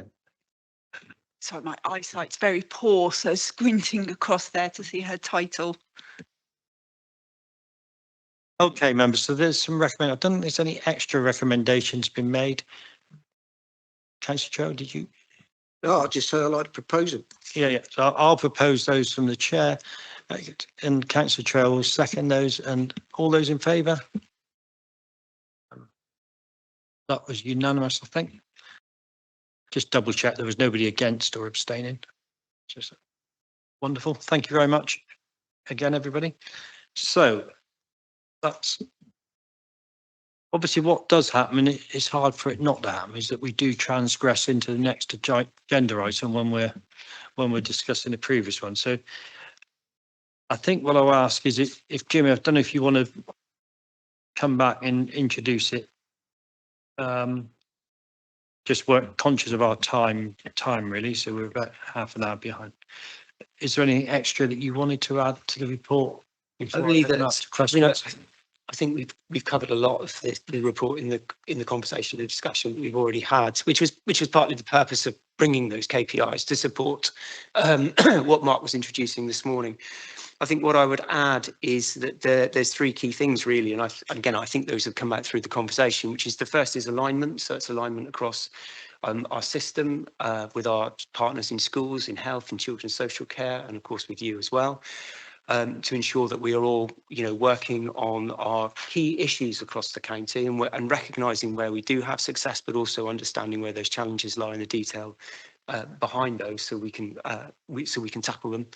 The second one is understanding the root causes, which is absolutely key. You know, what is it that's happening in our communities and in our schools, which leads to a permanent exclusion, which leads to suspension, which leads to a part-time timetable, and which leads to poor attendance. And quite often we talk about general themes and headline figures, but what this work gives us an opportunity to do is really drill down into those, particularly in the different areas of the county. And we've heard some reflection today about the challenges of living in the north of the county, for example, and there'll be challenges living in Exeter in a more urban environment. So it's understanding that the county is different, and one size will not fit all. And we have our leaders in different parts of the county who we can work with and align with to ensure that we understand the needs of communities and our work streams reflect those needs. And that can include our military families and families in military service as well. So, you know, some crucial points of reflection that have come up today, which we can take forward into our work. And the final thing is consistency. I think what this work really gives us the opportunity to do is to achieve consistency. So if I was to take an example, we've done some great work in Exeter and Exmouth on transition between primary and secondary to ensure that children's needs are recognised, which again speaks to the point of, we've talked about the challenges faced by children with ADHD when it's not recognised, you know, understanding needs and ensuring that secondary schools have really good information for when they join in year 7, so they have the best chance of really thriving in those schools. But what the work we're doing with Olive Academies does is gives us that platform and that governance so we can roll that really good work out across the county and engage all of our partners, rather than having pockets of really good practice, pockets of excellence, where we then struggle to engage our system in different areas to ensure that's effectively rolled out. So under our governance structures and under our work streams, we have so much more opportunity to ensure that work is taken forward consistently through the county to achieve better outcomes for children and families. So I think those are the 3 things that I probably add to give context to the data that I've included today. Thank you very much. And I think, again, it's an excellent report that's easy to follow. Really, I think some comments about measurable outcomes, but I think, you know, does paint a picture that we can all follow. Any questions, members? I've certainly got a few, but looks like I'm going. I mean, talk about inclusiveness. I mean, I had a parent contact me recently, and it just seems to me some of these academies have just been so strict and so unreasonable. I mean, it told me about a child that had an exemplary record throughout school. She hasn't got SEN or anything like that. Exemplary record, never had any punishment marks, etc. Failed to hand this. She's in a GCSE year. Failed to hand a mobile phone in at the start of the day. Ended up getting caught not using it. She didn't use it. Evidence she didn't use it at all, but got caught. It hadn't been handed in. Was suspended for 3 days. Just seemed so harsh and so, you know, no flexibility. That's the rule. That's the standard punishment. You know, and I think, well, if that's happening to a child that's a high flyer, what hope does a child with SEN and you know, all the other difficulties that might be going on in life, chaos and etc. If that child gets suspended for 3 days, and probably haven't got a parent that would think to pick up the phone to the chair of the Children's Scrutiny Committee. To be honest, it does worry me what's going on inside some of these schools if that's the case. I appreciate it's got over rules, and I fully support the fact that children shouldn't have mobile phones during the school day, or personally I wouldn't have them at all. Smartphones, but they do need them, and it just seems so harsh, and they're worried about what records that will show when they're applying for future things and everything.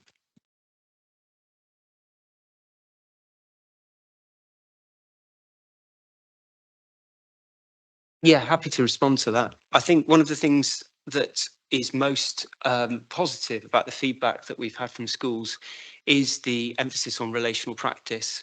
And when I read through the feedback, one of the most important things, and you read the white paper as well, and the feedback from our schools, it's those relationships that children have with key adults in schools. So I'm really confident that our school leaders and our trust leaders are committed to relational practice and understand the importance of relational practice. And I think one of the strengths of this work is that in some of our key areas, we already know where our pockets of good practice lie. So we know in Exeter, for example, we have St Peter's who do some excellent work around relational practice. And it gives us a real opportunity through the experts at hand model to recognise that practice and to grow it and to grow our outreach offer. So for those schools who are really confident in relational practice, can then have the ability to go and work with schools who may be less confident in that area. Now, I know I've just mentioned one example, but I know there are other schools across the county, and there'll be other schools outside of the county as well. But what I can really confidently speak to is I think our school leaders are really understand the importance of relational practice and relationships with key adults.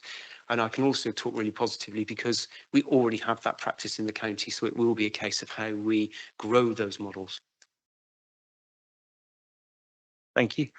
Councillor Carson, Councillor Julian, Councillor Bell, Councillor Wilson, and if we can, is that Councillor Bailey? Yeah, thank you.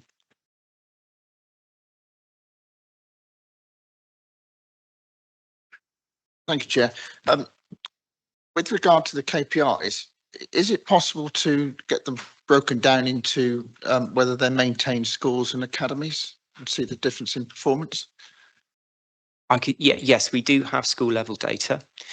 One of the, again, it's a really good question, Councillor, because one of the key ways in which we need to develop, not just in Devon, but in other counties, is to ensure that our schools are really confident and comfortable about sharing their own data. So we've started some of that work in our learning communities already. So we can go and we can say, right, of the 10 schools in this learning community, so Ottery St Mary is an example of a place we've been to, you know, we can talk with those school leaders together about where our pressure points are. So, for example, if we have a higher rate of exclusions in one school than another, it really changes that dialogue from, well, what's the problem in this school, to actually, how can we wrap around this school and offer some really strong proactive support? And that's one of the things that we're hoping to achieve through our work through the Devon Inclusion Advisory Board. So yes, sharing that data will be absolutely key, but more importantly, it's getting the agreement between our schools to share the data, why it's important and what we will get from it and do with it. Councillor Julian. Yes, thank you, Chair. It is extremely high, obviously, the suspensions of the children from school. I feel when if they bring the parents in and they talk about their children, which I've been listening to, and it seems that it's irritated the parents, the way that they're listening to the children, and they feel inadequate themselves. And I think it's lack of communication to the people that are actually talking to the children, talking to the parents. There's a way of communicating to get a good result, and bully tactics is just not the way. I think we could reduce this if we have more professional people to listen to what the children have got to do, listen to the parents, and then they can negotiate and find a path to keep the children in there. It is, some of them are very blunt and it's not working. Thank you, Chair. I think that's a comment rather than a question, but do you want to come back? Yeah, I'm happy to respond to that. And just to add into that, one of the key things around the advisory board is working with our parent care forum. So that's the group within the county of families who are there to gather the views of families and ensure those views are well represented. And one of the key things we can do is when we talk to our head teachers, when we hold our locality briefings, is that we're representing the views of the families back. And really encouraging those dialogues and improving that practice, because there's so many easy things that we can do around understanding, you know, where school websites and information offers work really well.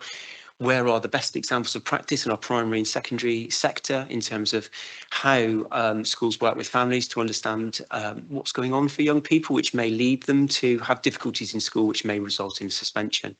And importantly as well, we've also got our WAVE, who are our group of schools who run our schools for children who've been permanently excluded. So there'll be a lot of really great practice there in terms of how they work with families, in particular to understand needs and reintroduce our children back into mainstream schools. So there's lots of practice that we can harness to ensure that schools and families are working really well together.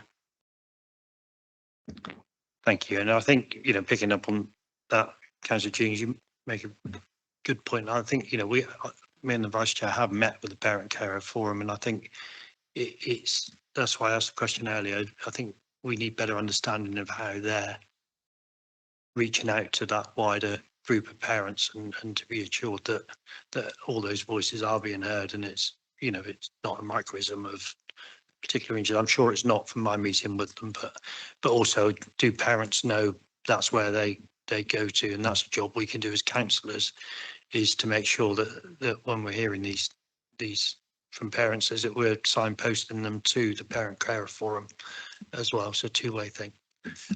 Who was next? Oh, Councillor Bell, sorry. Thank you, Chair. Thank you. Just coming back to the earlier point, is there a need for a separate figure representing transitioning children going between primary and secondary care? Because, of course, from my experiences in my division, children with additional needs do seem to have a real issue when they hit that point, and it's understandable because they go to big school, and I remember going to big school. That's quite scary, and if you already have difficulties and you're already settled with one thing, it would be nice that obviously we see the primary and the secondary figures as well as the cross schools. It would be nice just to see whether there is a spike, and to enable us to better ensure that those children are protected moving forwards, and so if there is if there are schools that are having problems, or if is there a general problem, we really could be addressing that yet further. I know we already are, but yet further would be even better. Just out of interest, I noticed there's a bump in June in exclusions. That surprised me, because I thought that by that point children would be nearly done and got through the year, and perhaps there would be a drop off at that point, but it seems to go up again from last year's figure. I don't know if you can answer that. And also on the subject of part-time timetables, I see that actually that there's a question about whether those are used as a short-term measure leading into exclusion, and whether the more can be done to avoid that sort of pathway that takes children out of some lessons and then out of all lessons, and whether there is an earlier point where we should be doing something better to ensure that they stay in lessons and then stay in school, and whether there would be any helpful in exploring that avenue. So in terms of the first question around the permanent exclusion data for June, I wouldn't want to speculate, but what we will be doing is looking in detail in and around those monthly patterns as we come through the work streams, as we work through the board. So we can take that and have a look at that, look at those patterns and understand what those pressure points are. In terms of the part-time timetables, the approach that we're taking through our locality teams is to look at the cohort of children who are on a part-time timetable at any one time, and really look at their characteristics. So, for example, we could think about the children on a part-time table at SEN support, and then we will review the length of time the child has been on a part-time timetable and the reasons why. Part-time timetables should be a short-term measure. They should be regularly reviewed, and they should be focused on reintegrating a young person or a child back into full-time education. So what we will do is we will look across all of the part-time timetables in the locality, we'll rag rate them, and for those that we are most concerned about, we'll make contact with the school and we'll seek to understand what the problems and barriers are so we can move those situations forward, and where appropriate, bring other services in to support. So I think there is a real strength in our locality structure there, which is obviously a structure that we've just moved into, which will give us greater insight into what's going on, again, where our strong practice is, where we have schools who work really successfully to reintegrate children back into full-time education, but equally where we might have challenges, to understand what those challenges are, but equally we'll be able to signpost where that practice is, where schools who may be struggling can go and then have a look.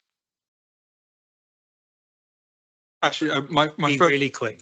It was my first question was regarding a separate transitioning figure, but on the part-time timetables, that would be fantastic. But I suppose, how do we ensure that the best? Again, I think it's the same question I was asked before, so you excuse me. But ensuring that best practice is rolled out towards schools that have great practice, but perhaps they've worked in a slightly different way previously.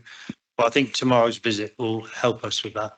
Yeah, Councillor Bell, because we've been to we're trying to go to schools that are recognised as excellent to get that feel. So then hopefully you all have the power to go into other schools and feel it. I think like Mark said earlier, you can normally feel a culture pretty quick. Happy to give a quick response if that's okay. In terms of that rollout, I think there's several ways we can achieve that. Good communication strategy being one. The other key areas are case studies and our information offer. So we will publish case studies which will describe practice in different areas, so schools will be able to pinpoint what they need and go and visit that. And then of course we'll have our experts at hand model as well, which we are in the process of developing, and Olive Academies will play a role in that, which will again support the sharing facilitation of best practice. And within that as well, we will have schools working in much closer groupings and clusters within local area, which is again set out in the white paper.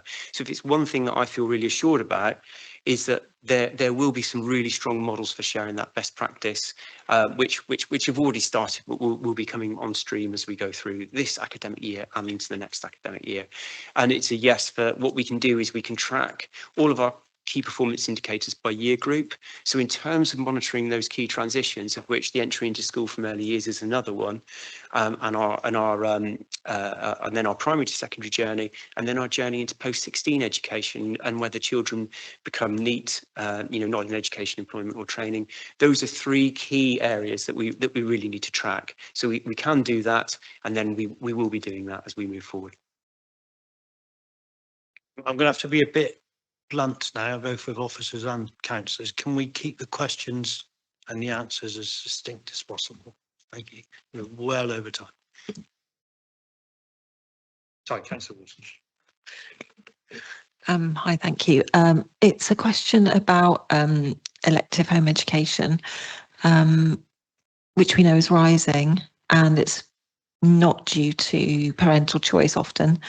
That alongside things like part-time timetables, which we've just been talking about, it seems as though there's crisis points are reached in children's education. So what can we do to prevent this happening?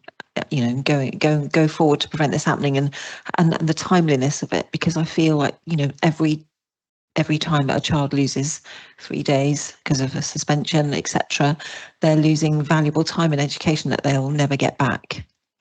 Thank you. I think there's some key ways in which we can support families who are considering elective home education when they are not considering it as a choice that they wish to make. First thing is to work with our schools. So families have to notify schools when they are moving into elective home education. So there's an opportunity to talk to our schools and to ensure that we've got consistent practice, whereby when our schools talk to our families, they unpick those issues and they work with them, and where possible they can find those practical solutions in order to reassure them that school is a really positive place for their child. Supporting that is our locality model. So each school has a linked inclusion partner which schools can contact who will help to signpost and support them in terms of how when they're stuck with young people, when they're stuck for those next steps. So there's an opportunity there really to pull those sides of the practice together, what we've got going on in schools, and then the support we deliver through our locality teams to deliver a reduction in children who are moving into elective home education when it's not the best choice for them. And of course, we can also work with our colleagues in children's social care to see if they're known to them in order to understand any risk factors which may exist. So it's about coming back to those 3 points that I raised at the beginning. This is about coherence and consistency and really understanding those root causes, because within that as well, we've got our parent carer forum who can offer us reflections from what they hear from families. So we can bring all of those things together into a coherent plan. Thank you. And would you see some changes, positive changes happening within the next 12 months, perhaps, if you'd like to speculate? Absolutely, because when you look at the work streams we've got coming and what we've recognised and what we've had back through our feedback from our schools and how we'll tackle and address that, that will lead to direct changes to the experience of children and families in our schools. So I would hope to see an initial positive trend in all of our key performance indicators. And then where we find those stubborn areas that we can't move, so perhaps it's in an area of the county due to factors, affecting that area or in a particular learning community, that's where we can really drill down, work with our partners to understand the push factors, and then come up with those ways in which we can work successfully to stop them. Thank you. Yeah, happy. Councillor Bailey, Councillor Trail, Councillor Connor. Can I take those three on the bounce and then, one answer, hopefully. Thanks. Students on a part-time timetable, KPI 4, what does E mean and what does K mean, please? Thank you. And I think that speaks to your earlier point about ensuring that we have a glossary or an index of what each of the terms means. So I fully take that on board. K relates to children at SEN support, and E relates to children with an education, health and care plan. Thank you. And just sorry, going back to the comment that I made earlier, I think Devon County should know why there's been such an increase in part-time timetables between 24 and 25. I think we should have some awareness of what that's all about and why that's happened. And I think the scrutiny committee should be told why that is. And I think if there's a figure like that really stands out, that information should be brought when there's quite a stark figure, quite a significant increase. So that's a comment. Also, I do think that if you look at the report for finance, I think performance is really linked in with finance. And so I think that there are financial consequences from the figures and where they currently sit. And I also think that there are equality considerations.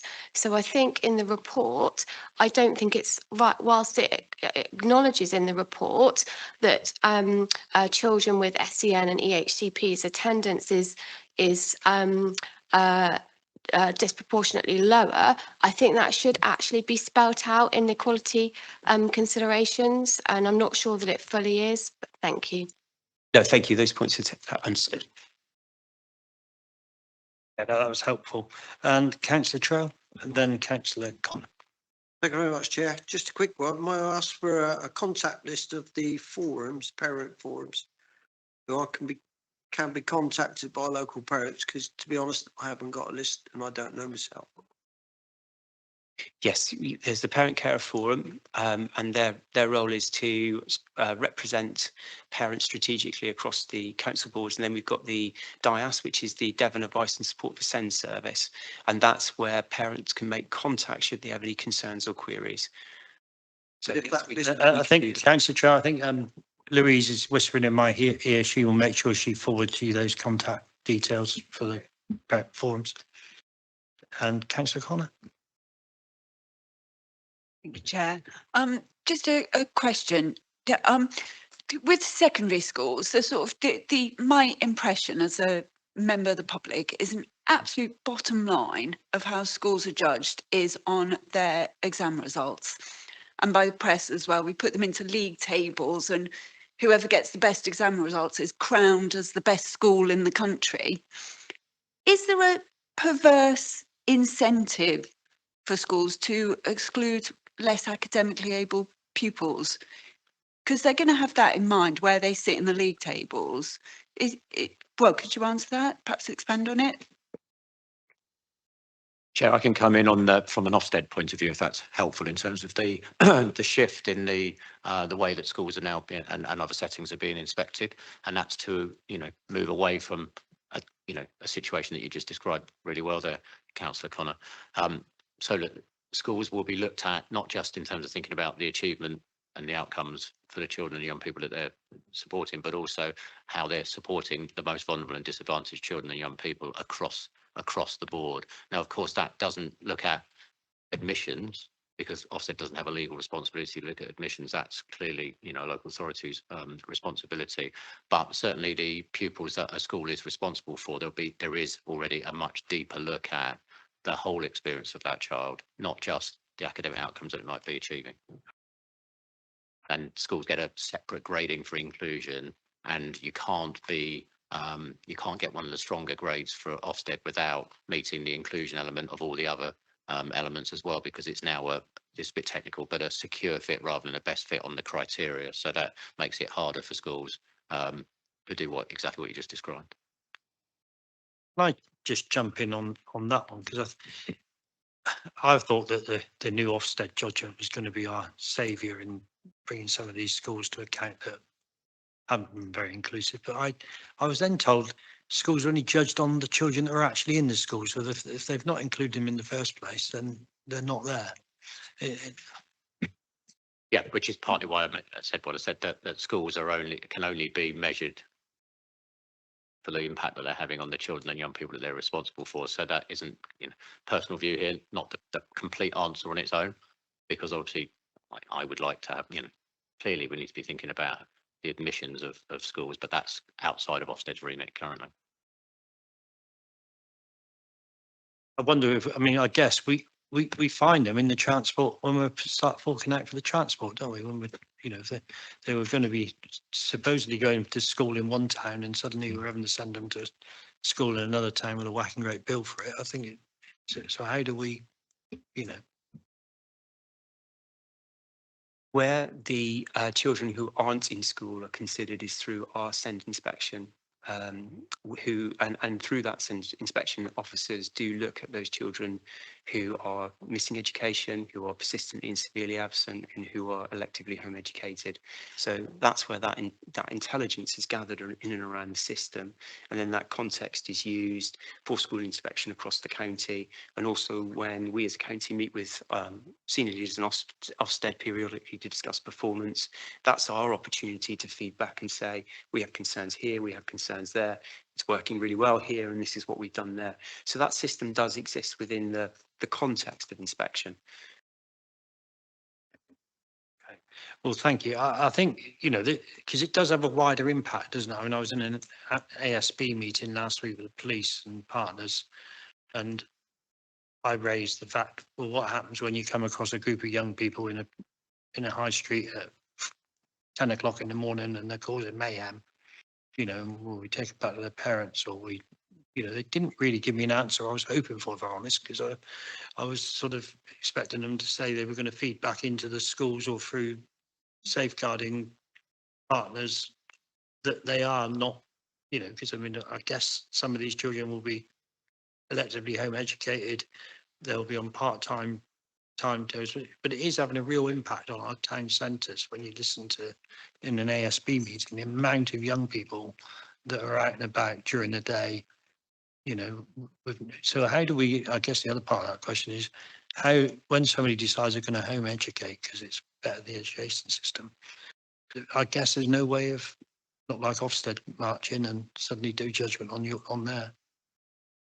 So what we do is we look at all of the young children within a local area, and we know those who are known to the youth justice system, for example, those who are electively home educated, those who are missing education, and those who are severely absent from school. So what's really important is that we know the next steps for those children, and we work really closely with children's social care to understand where those children are known across multiple services and to understand what those next steps are. So in each of those instances, it's about having a plan in place for that young person. But as you've mentioned already, the concern is the rate of young people and the numbers of young people who are currently not in a full-time place. And those are the issues and the root causes that we'll seek to tackle through the work that we're doing with Olive Academies Trust. So these are some of the things that we would, again, it's vital that we have impact on our key performance indicators to bring down those numbers of children so they're really engaged positively in our schools. Chair, can I just come in on one more point, actually, because so in the operational guide for the school inspection framework, inspectors are encouraged to have conversations with schools around whether there is any pupils coming off the roll. So what were the circumstances behind individuals being either off roll or just not on the school roll anymore. So that does feature within the evidence that inspection evidence that a team can use in the new framework. And whether our concerns inspectors will speak to us. So there has been an incident this year where we've spoken to an inspector during the inspection of a school to cover those points. Thank you very much. I mean, again, a bit like the last item, is when you get into a scrutiny question and answers, there really is some fantastic work going on. So please don't take our comments and absolutely want to push for further improvement. But I think there are real good bits of work going on, and clearly green shoots again. So I think we've got some recommendations, but I think there is a real, through our work programme, the conversation to be had how we look at exclusions and elective home education and part-time timetables. So I think we'll look at that in the sort of in the coolness of a day or two's time to have a look at how we could potentially either get something back to the committee on that, or whether we want to do a more in-depth bit of work on that as a overview group or something like that. But we'll do that at the time. So Louise, do you want to just read out? Oh, there we are. Yeah, the note that we were just sharing was that this feeds on quite seamlessly from item number 7, which is what we've kind of heard. So just on this one, recommending that a further report be brought back within the 6 months, as Chair sort of suggested here, showing what impact the actions being taken as part of the strategic delivery are having in addressing the key pressures identified within the current performance data, including how those outcomes for children and young people are improving, and picking up on what Councillor Bailey's raised, including with what Councillor Biederman has just said there around the focus scrutiny item on the work programme moving forward. Thank you, Louise. And members, is there anybody wants to add us to consider adding to that, or is there? Failing that, I'm happy to move those recommendations and seek a seconder. Councillor Bell seconded. Okay, so all those in favour? And anybody against? Abstentions? I think it was unanimous. Thank you.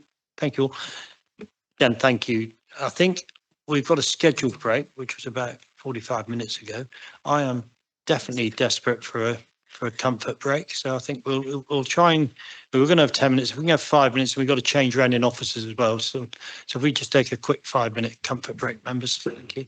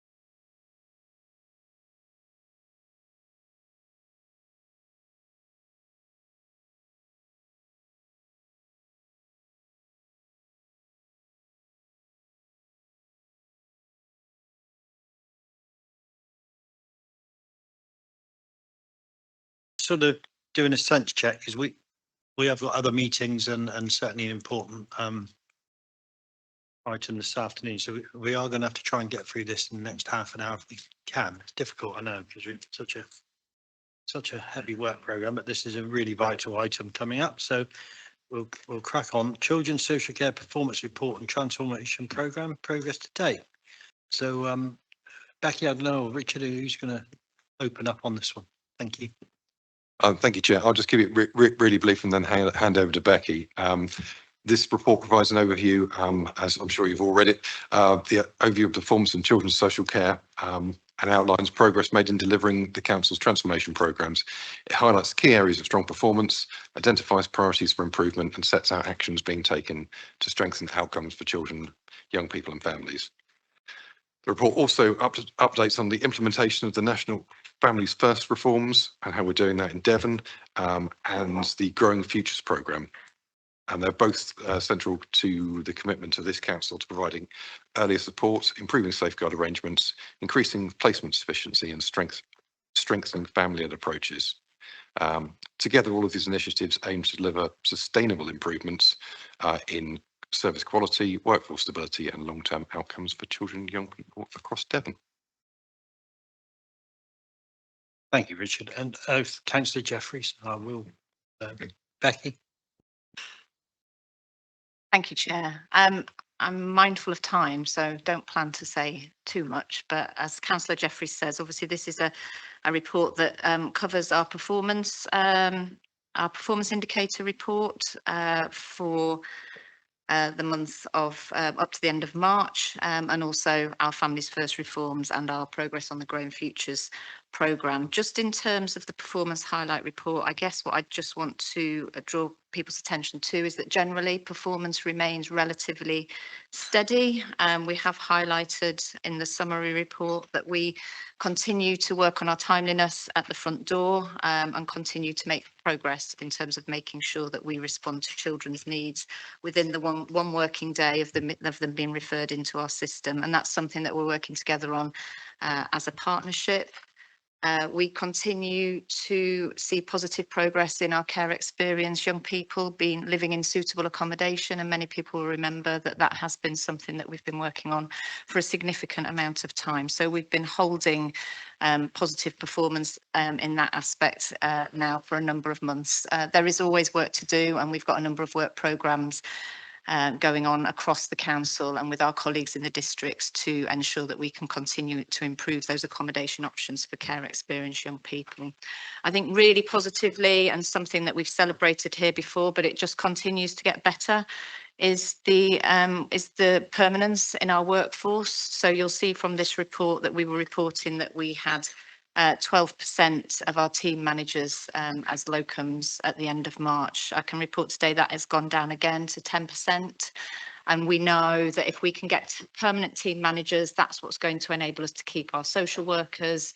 Our workforce wants to know who is their direct line manager going to be, and that's the most important thing. It's also the most important thing for us in terms of achieving consistency of practice, because if we've got permanent team managers and of course permanent social workers, we can then embed the learning and development and the changes that we're wanting to make. When we've got high turnover, which we did have 3 years ago, that was really, really challenging. So that is why we are now seeing that positive trajectory and that embedding of some of the practice changes. So really, I mean, we've got, I think, approximately 50 team managers across the service in children's social care, just to give you a sense of the size. So to say that we're down to 10% locum is a massive achievement. Just in terms of areas of improvement, as always, we have always got things that we need to work on within this report and outside of it. But numbers. Child protection conferences held within timescales, so we have to hold them within 15 days of what we call a strategy discussion, so that decision that a child is at risk of significant harm.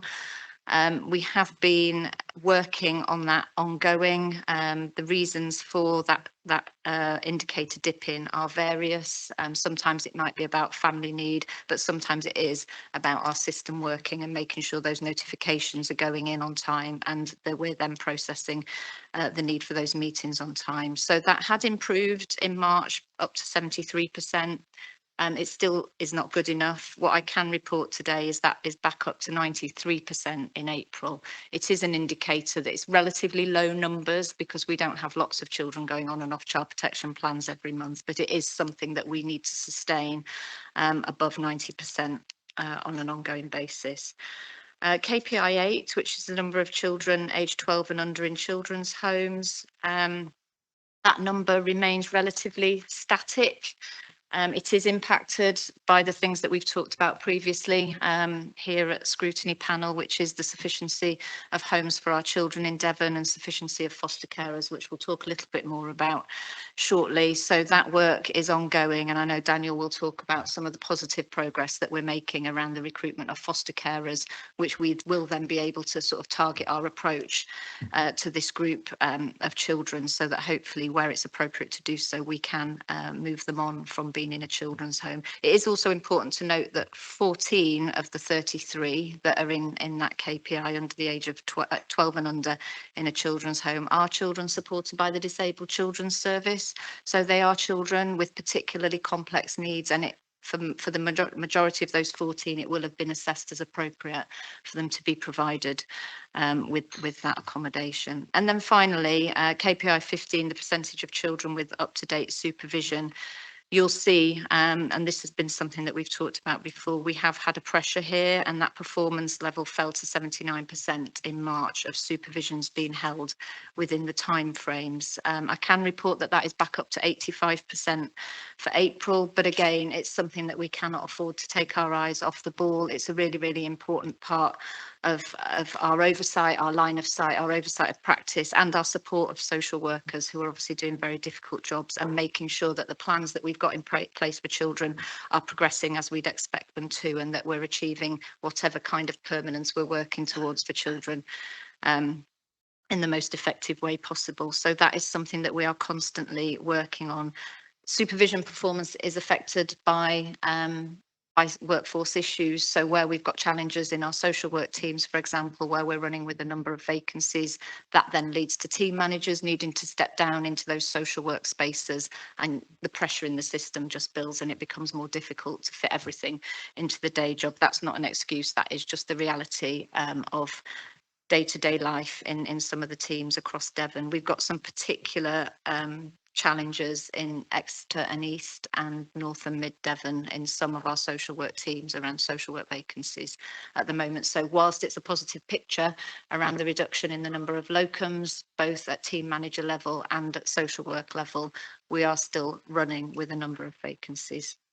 So I don't know if you want me to pause on the performance report and then move into Families First reforms, or whether you just want me to summarise. I think probably better to pause and focus so we stay. I mean, the good news is, Becky, Richard, you've answered most of my questions that are on my list. So that is good news. I think we've as a committee visited all the teams in all areas, and context, it was a much happier place than when I visited in my previous time on Children's Scrutiny 5 years ago, more now. Much happier, but there's always a but, isn't it? I think, that is really positive about the team managers, and that came across, they really valued the fact that they've got, full-time permanent team managers that they can build relationships with. But they are frustrated at that recruitment and not having full teams, and it has been a while now, particularly in some of the areas, that something that we picked up right at the start of this committee, and now we're still in the same place really with trying to get full teams, particularly like say in North and Mid and East. So when do we think we'll I mean, I think we are in a very different place in terms of the workforce generally. So whilst we do still have issues that we're addressing, over the last couple of years, we've increased our numbers of newly qualified social workers. So again, apologies, sometimes it feels a bit like I repeat some of the figures here, but 2 years ago, well, nearly 3 years ago now, with our first cohort of ASYEs in terms of our new ways of working, we recruited 26. Last year, we recruited 25. We're aiming to recruit the same, if not more, this year. So year on year, we are increasing our permanent workforce.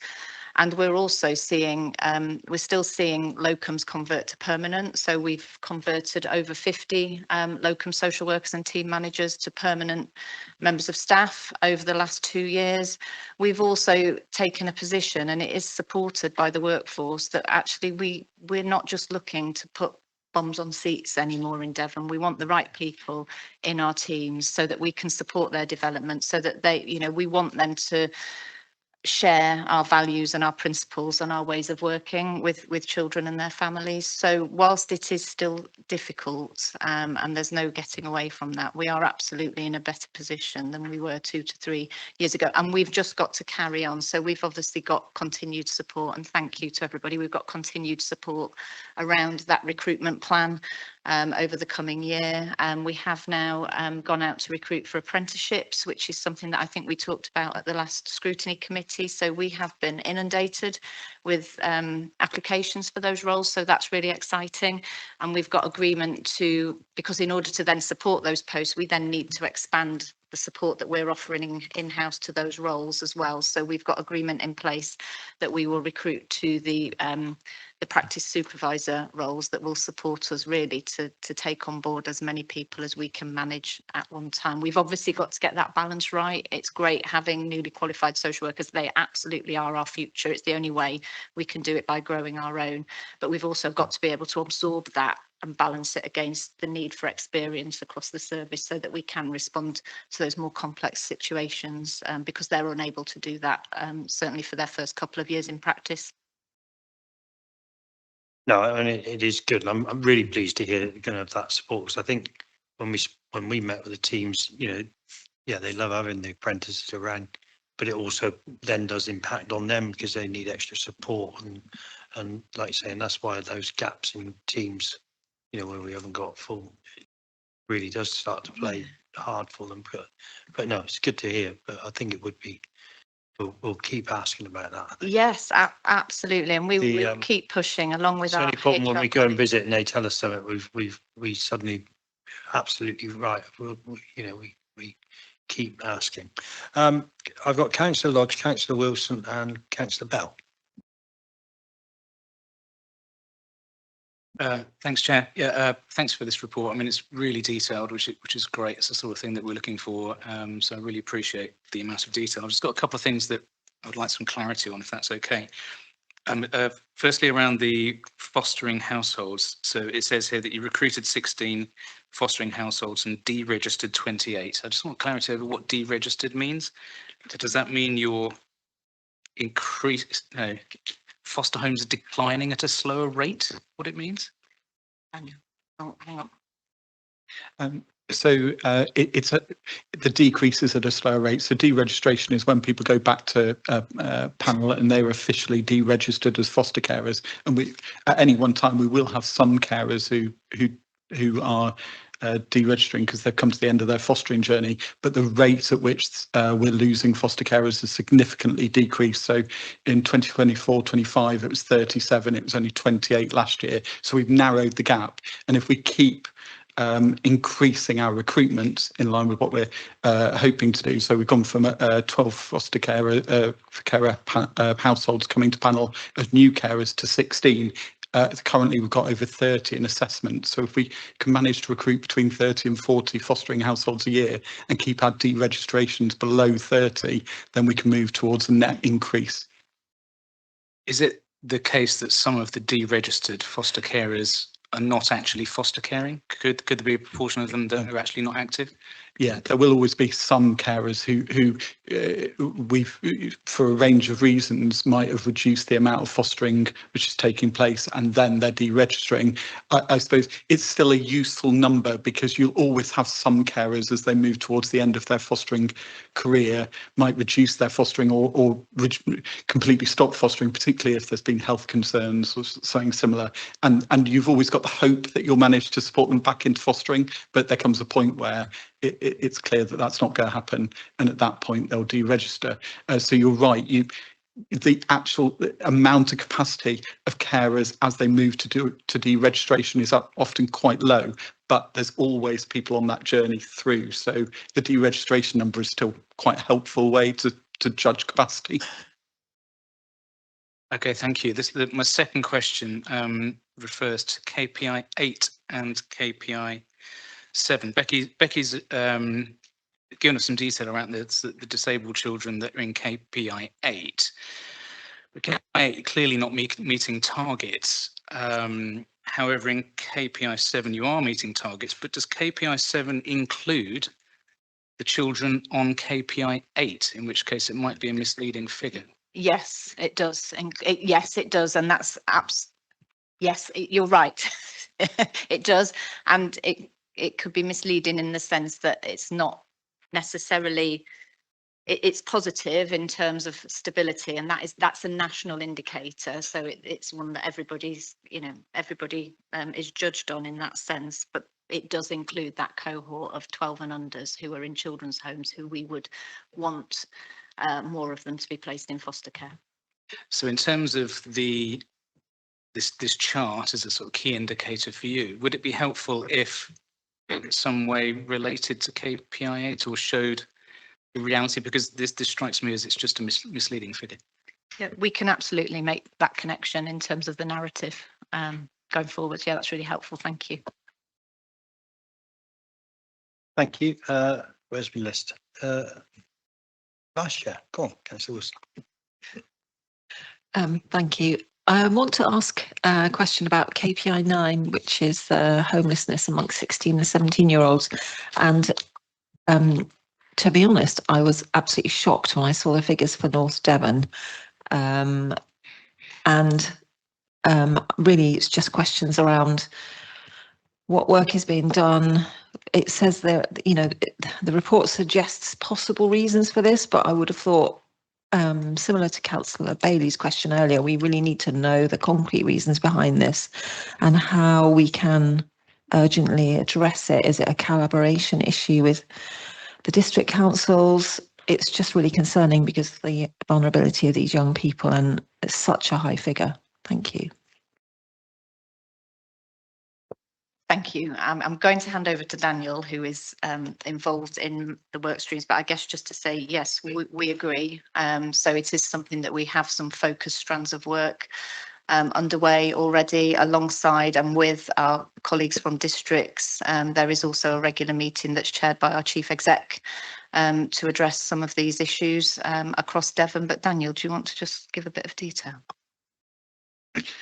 So one of the things we recognise is the need to ensure that when someone's presenting as homeless, we work closely with districts who hold the statutory responsibility around preventing homelessness and work really robustly to try and ensure we're doing all the interventions we can to return that young person back to family and mediate that return to family wherever possible. So we are currently setting up a multidisciplinary team with Exeter City Council to focus on the challenges in Exeter, where a significant number of young people are either presenting as homeless or, if they're in our care and as they progress into adulthood, looking to live as they move into being care experienced. And we think a targeted intervention there will help. We're also looking at our joint protocol about how we work with housing colleagues to ensure that interventions we put in place are in a timely way. One challenge we sometimes have is, on occasion, someone's presented themselves to the district colleagues as potentially homeless.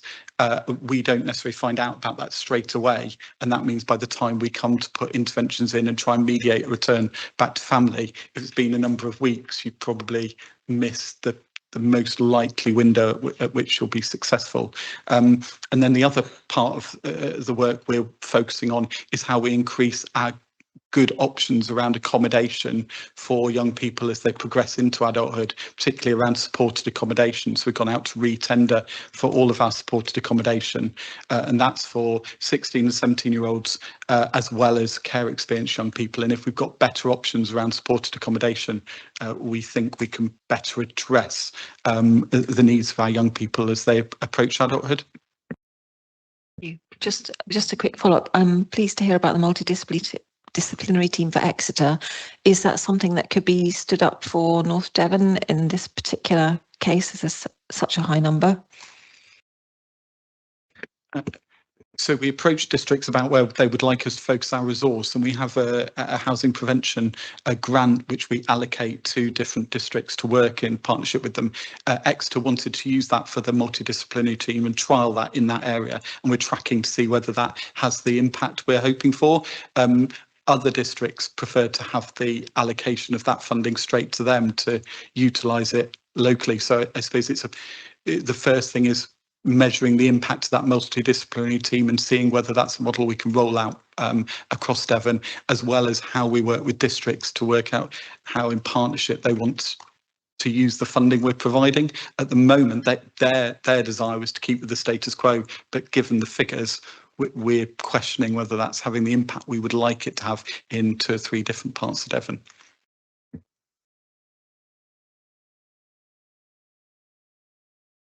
Councillor Bell, sorry. Then Councillor Bailey, Julian. Thank you. Well done. So then it was Councillor Bailey, then Councillor Julian. Thank you very much. And I welcome all the progress outlined in the Ofsted letter from, I think it was the 18th of May. But I'd just like to pick out one particular sentence, and that's around some decision making about interventions and next steps remains too hesitant, especially for children where concerns are cumulative, multifaceted and fluctuate. So what I'd like to know is what action the County Council is going to take as a result of that particular sentence. Thank you. Thank you, Councillor Bailey. And yes, that is absolutely one of the priority sort of takeaways from that monitoring visit letter.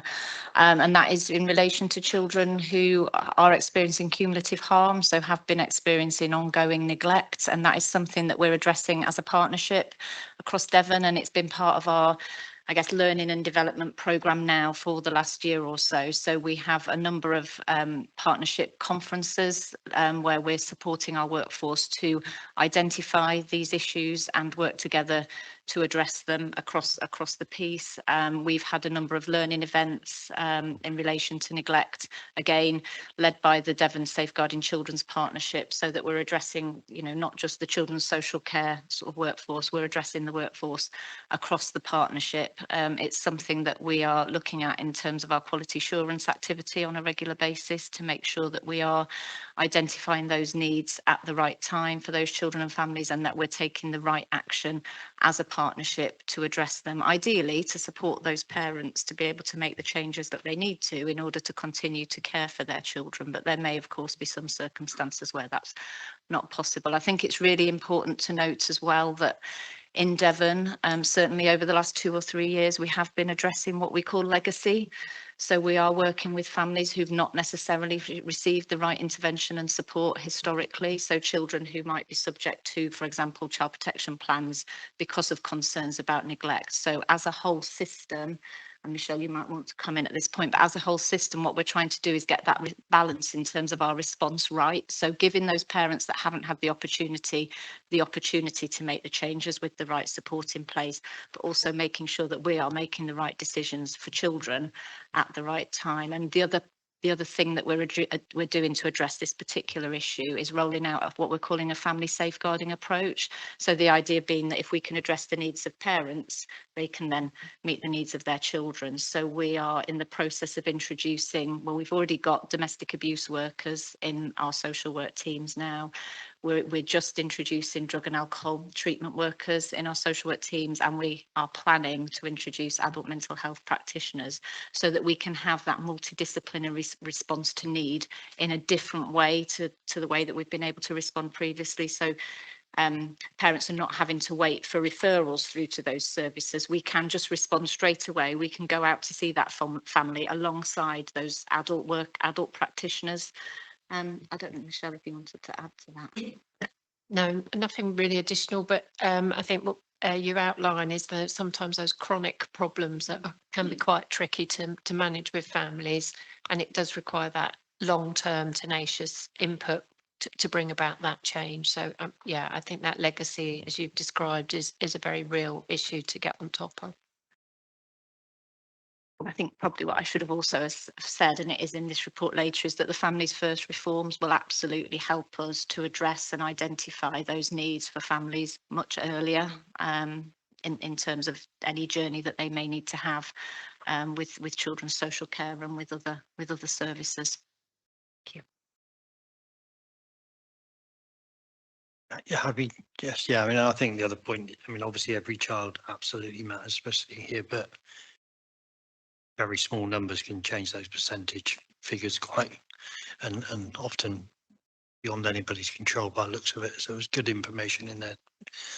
Councillor Julian. Thank you, Chair. This is on the foster care end, where you said there was a reduction in getting foster parents to help the foster care. I was on Friday. I went and saw a number of foster carers there, and I just want to be very brief. That in my conversations, there was one chap that's just come from Bristol, which is foster care in Devon. He very aggressively was interviewed, which he felt really upset about, as he's already a foster carer in Bristol. So he couldn't understand why he had to go through the whole rigmarole of lack of communication between the two parties. And there was also highlighted at that time that two have walked away from foster care parenting, which I think is sad, because we're trying to do our best to try and recruit this. And also, I mean, I won't go too long, Chair. There was a very patchy, I mean, we are turning it around, don't get me wrong, I don't want to be negative, we are positive, but it's very patchy. Some didn't know what was going on, some did know what was going on, and then, which was down at Kenwood Ken when I went on Friday, but also North Devon. I just want to talk about the school where they've got foster carers there as well. And one particular family, 20 years she's been foster care apparently, and he got very challenging to children, brothers they were. One was so challenging they had to step aside, and I don't know what's happened to him at the moment, but she's looking after the other one, and she felt quite upset, Chair, that the continuity about care, they did get somebody from London to come and see. And I find that, you know, we should have continuity.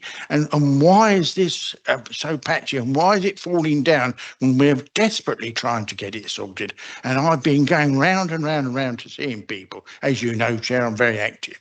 And I feel that, you know, we're not dotting the I's and we're not crossing the T's. I wonder if you could help me on that, please. Thank you. Thank you, Robin.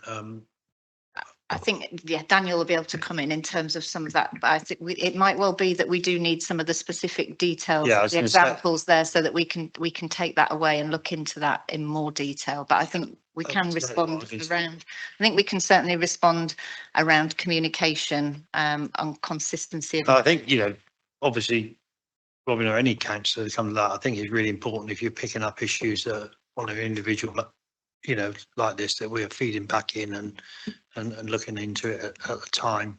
But yeah. Firstly, thank you, Councillor Julian, particularly around attending the Under Fives event. And I know carers really value when a wide array of people attend those events. And I know it was a really popular event on Friday. So thank you for going there and listening to carers. In terms of the transfer process, I mean, I agree there's a challenge around the legal framework around when foster carers transfer from one organisation to another. You would think that you can utilise the data you already have on a carer from that original IFA or local authority when you transfer across, and to some extent you can, but the process is not always as quick as we would want, and I don't think that's just a Devon challenge.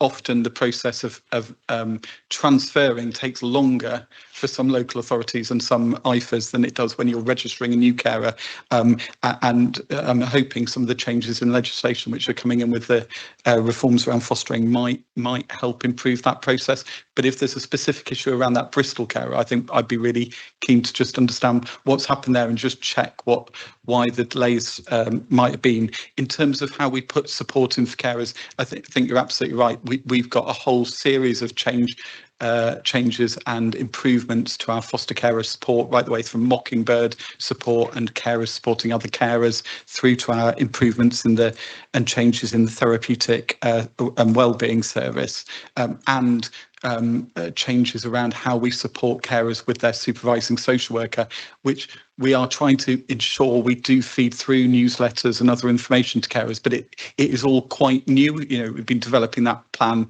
for about 6 months, and I think it will take time to ensure all of our carers who are really busy looking after our children are fully aware of some of those different changes.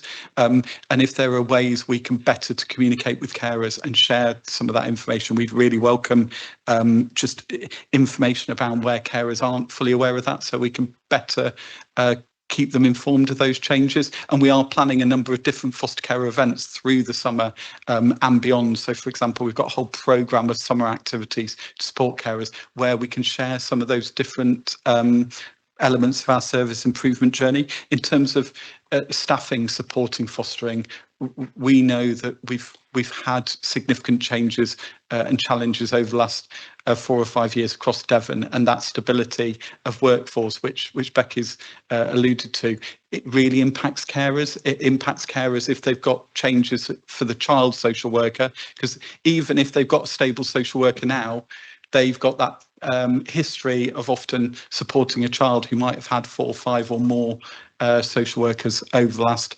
half a dozen years, and also changes in supervising social worker. But just like the wider workforce changes, we now have a stable team manager and service manager structure, and over time we're hoping to ensure that leads to more stability around supervising social workers. We've got relatively few vacancies in the fostering service, but there's still more work to be done to ensure we've got that consistency of supervising social workers, so you can build up that relationship with carers.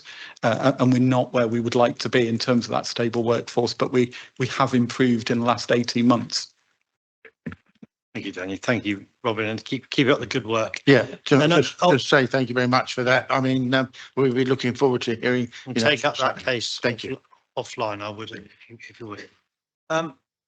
Michelle, I got Councillor Lodge as well. I think wants to come back, but I was just interested in how the health support within Families First is helping to prevent escalation and need.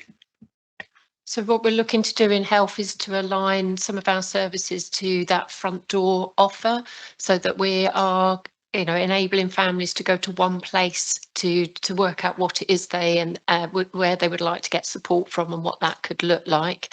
And the other area that we're very involved in is in the setup and creation of multi-agency child protection teams. So we had a workshop last week with local authority, police, health and education colleagues to really start to delve into the detail of what that needs to look like for Devon, what staffing we need, and the process we're going to go through to absolutely create those teams. So, Lodge, and I'm going to draw us to a close. Yes, sorry. I know, Becky, you said earlier on you were going to speak some more, but I feel like we're hijacking that a bit. But Councillor Bailey dipped into the Ofsted report. Can I do the same? Sorry. Towards the end of it, the Ofsted report says partnership working continues to present challenges in meeting some children's needs. Some disabled children experience delays in receiving services, equipment or specialist support from partner agencies. Now that sounds incredibly concerning to me. So I'd like to know a bit more about the cause of that. Is that down to funding? Is it logistics? Is it apathy on the partners? Is it breaches in contract?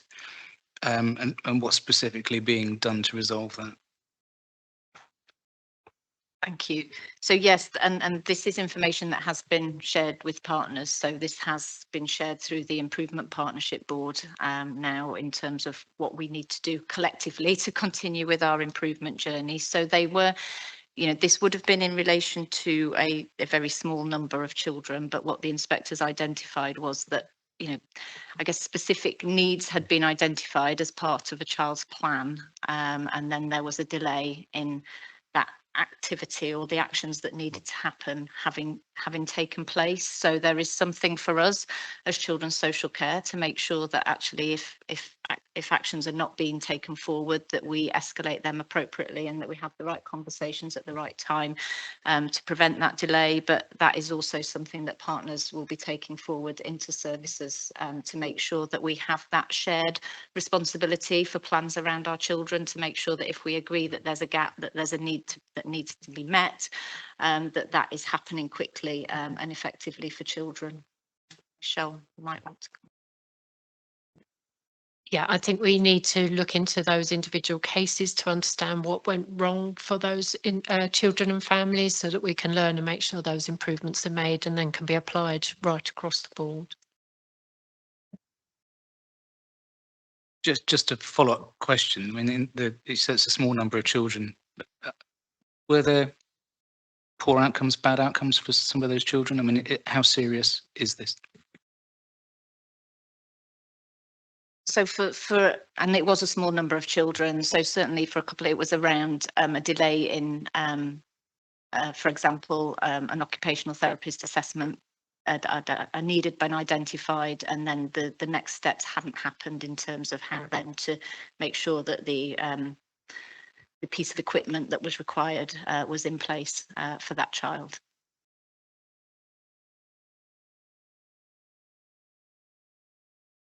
Intent.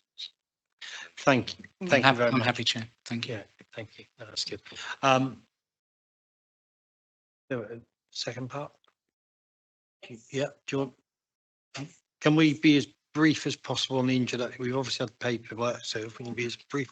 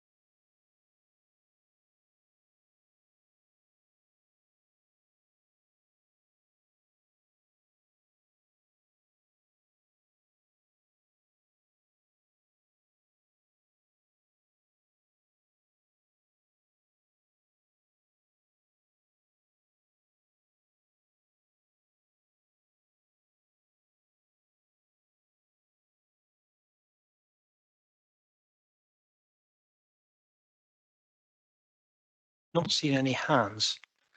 Actually, I think we covered a lot of this early doors. I guess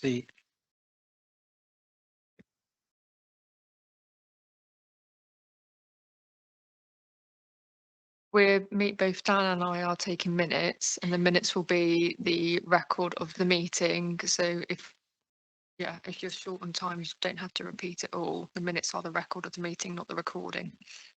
Apologies. the Vice Chair's got a short question. I've got a short one. Thank you. It's only just for clarity. Under key risks and challenges, we've got implementation of the new electronic recording system within timescales required. Is that referring to the Jack system? Just for clarity for myself. Yes, And it is. how are you?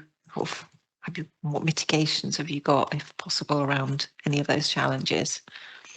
So in terms of JACs, I think some people will be aware that there has been a review in terms of the implementation plan for JACs, and we are now working towards a timeframe which is March 2027. So there will be a 3-month delay to the original timeframe that was set of November, December this year. So we are working corporately to manage that. As a service, I guess it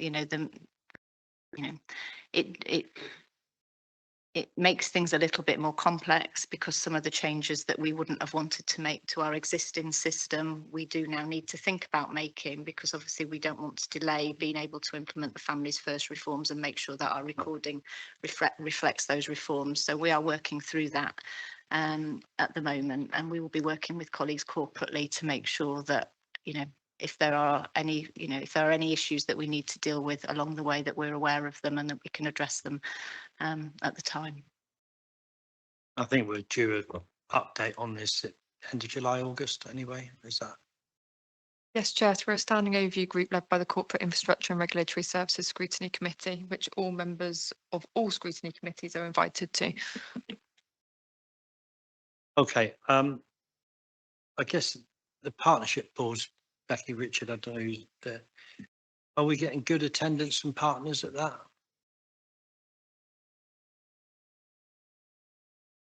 The improvement board.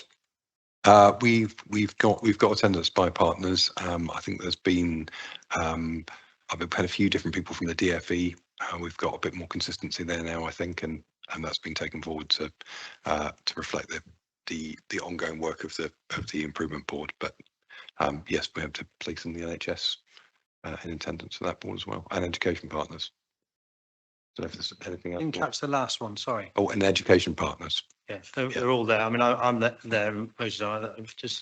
I should know, but it's, like I say, it's easy to see the ones that are there. It's harder to see the ones that are not.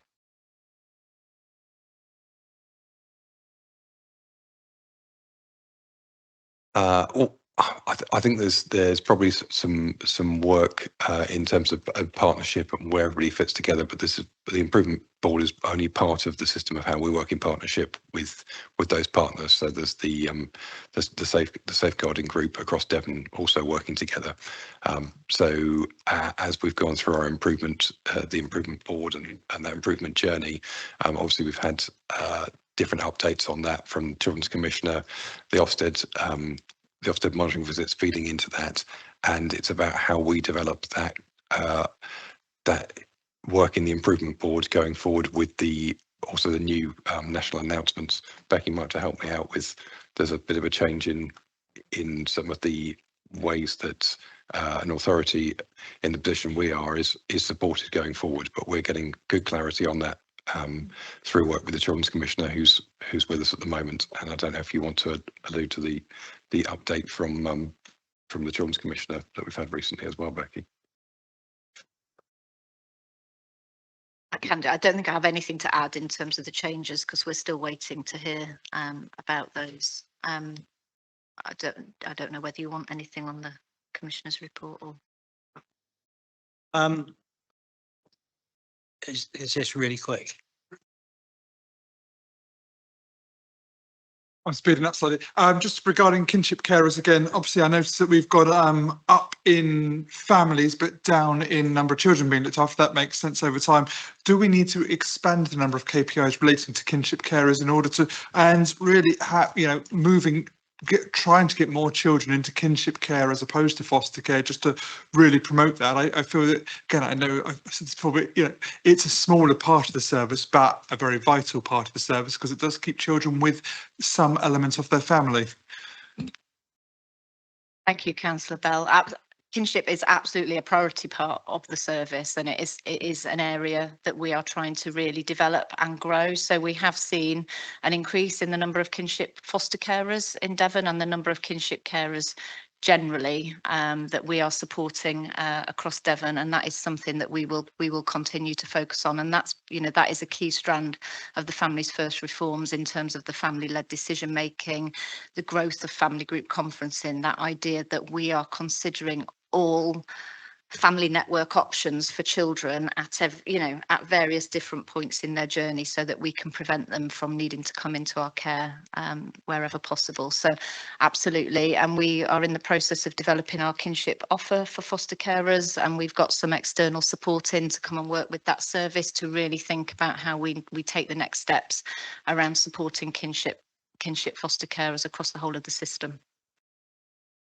Do we have a dedicated officer or team for? Yes, we do. We've got a kinship service that sits alongside our fostering service, but they do sit as two separate teams because it is different. To give you assurance, we've expanded that kinship team in the last 6 months, so it's increased in terms of staffing. We've also increased the offer to support kinship carers, given how important kinship is. So our therapeutic service is widening its remit to make sure it encompasses support for kinship carers. A year ago, we were above the national average of CLA who were in kinship arrangements by about 3.5%. The national percentage of children looked after who are in kinship arrangements has gone up by 3 or 4%, and we've then continued to stay ahead of that trend. So we're sitting at just under 30% of children. I think it's 28% in kinship arrangements, and we're aiming to get over 30%, and we track that really tightly, given how important it is. Thank you so much. And this is really the last thing I'm going to say. It is. The last one was the last one. No, absolutely not. Sorry, Graham. You've pushed it one too many. Thank you all. It's you know, some tremendous work going on. I think we've got some recommendations. We're really quick because we are so far over time.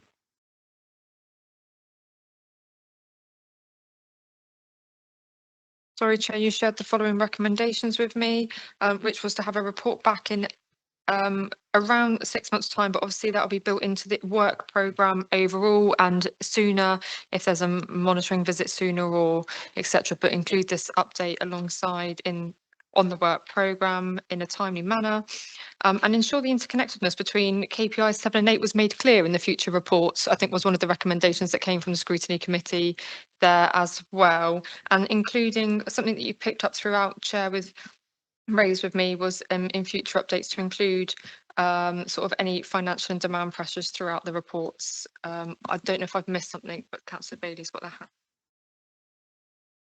No, just talking about the recommendations.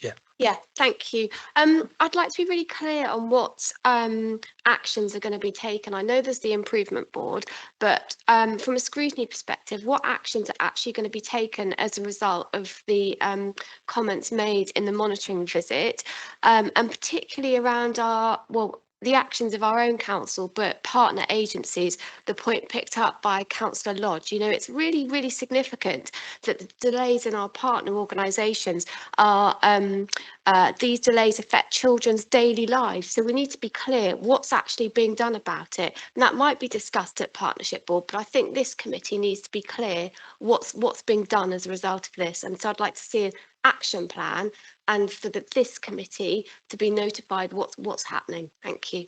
Thank you, Councillor Bailey.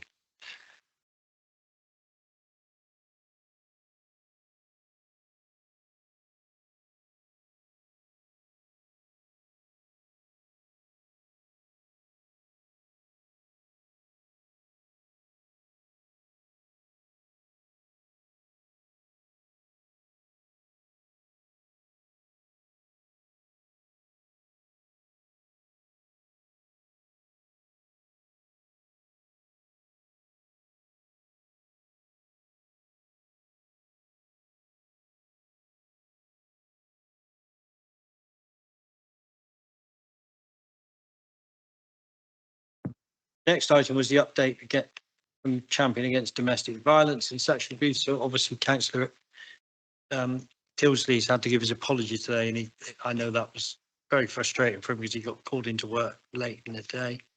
So we'll defer that item if you're happy, members. Then item 11 is the Scrutiny work programme.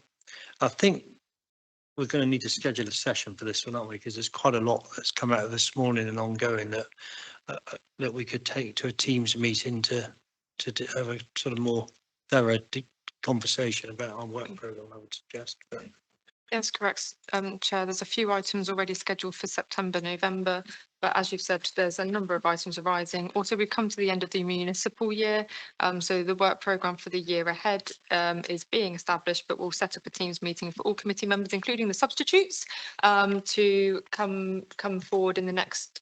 We'll try and get that done within the next month. So that's that. Oh yeah, you've also got the visit to the school tomorrow, which Councillor Biederman has already talked about. Yeah, so we're off to the school tomorrow. Is there anything I've missed? Then you've got the items for information then. On the items for information, Chair, we've had a couple of members of the committee who've raised questions around the risk register and how to access the Power BI report to get greater in-depth information into the mitigations.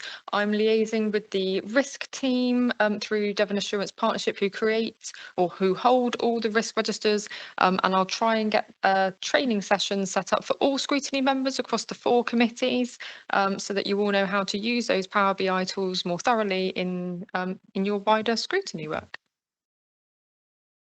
Thank you. And then obviously we've talked about the Ofsted monitoring visit report and covered that.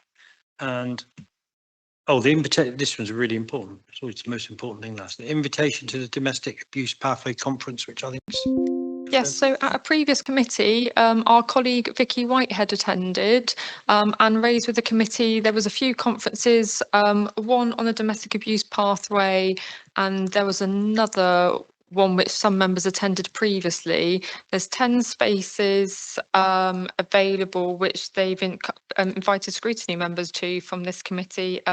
So that's all been circulated to members. I think they're normally held at West Point, and I think the next one was in July, but we'll recirculate that to committee members if you haven't picked up on it, but a number of you have scheduled on, and part of your attendance at that is improving your knowledge and understanding of some key areas of the work moving forwards.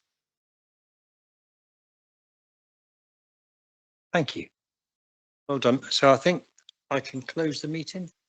So thank you ever so much to you all, particularly Jess, and officers.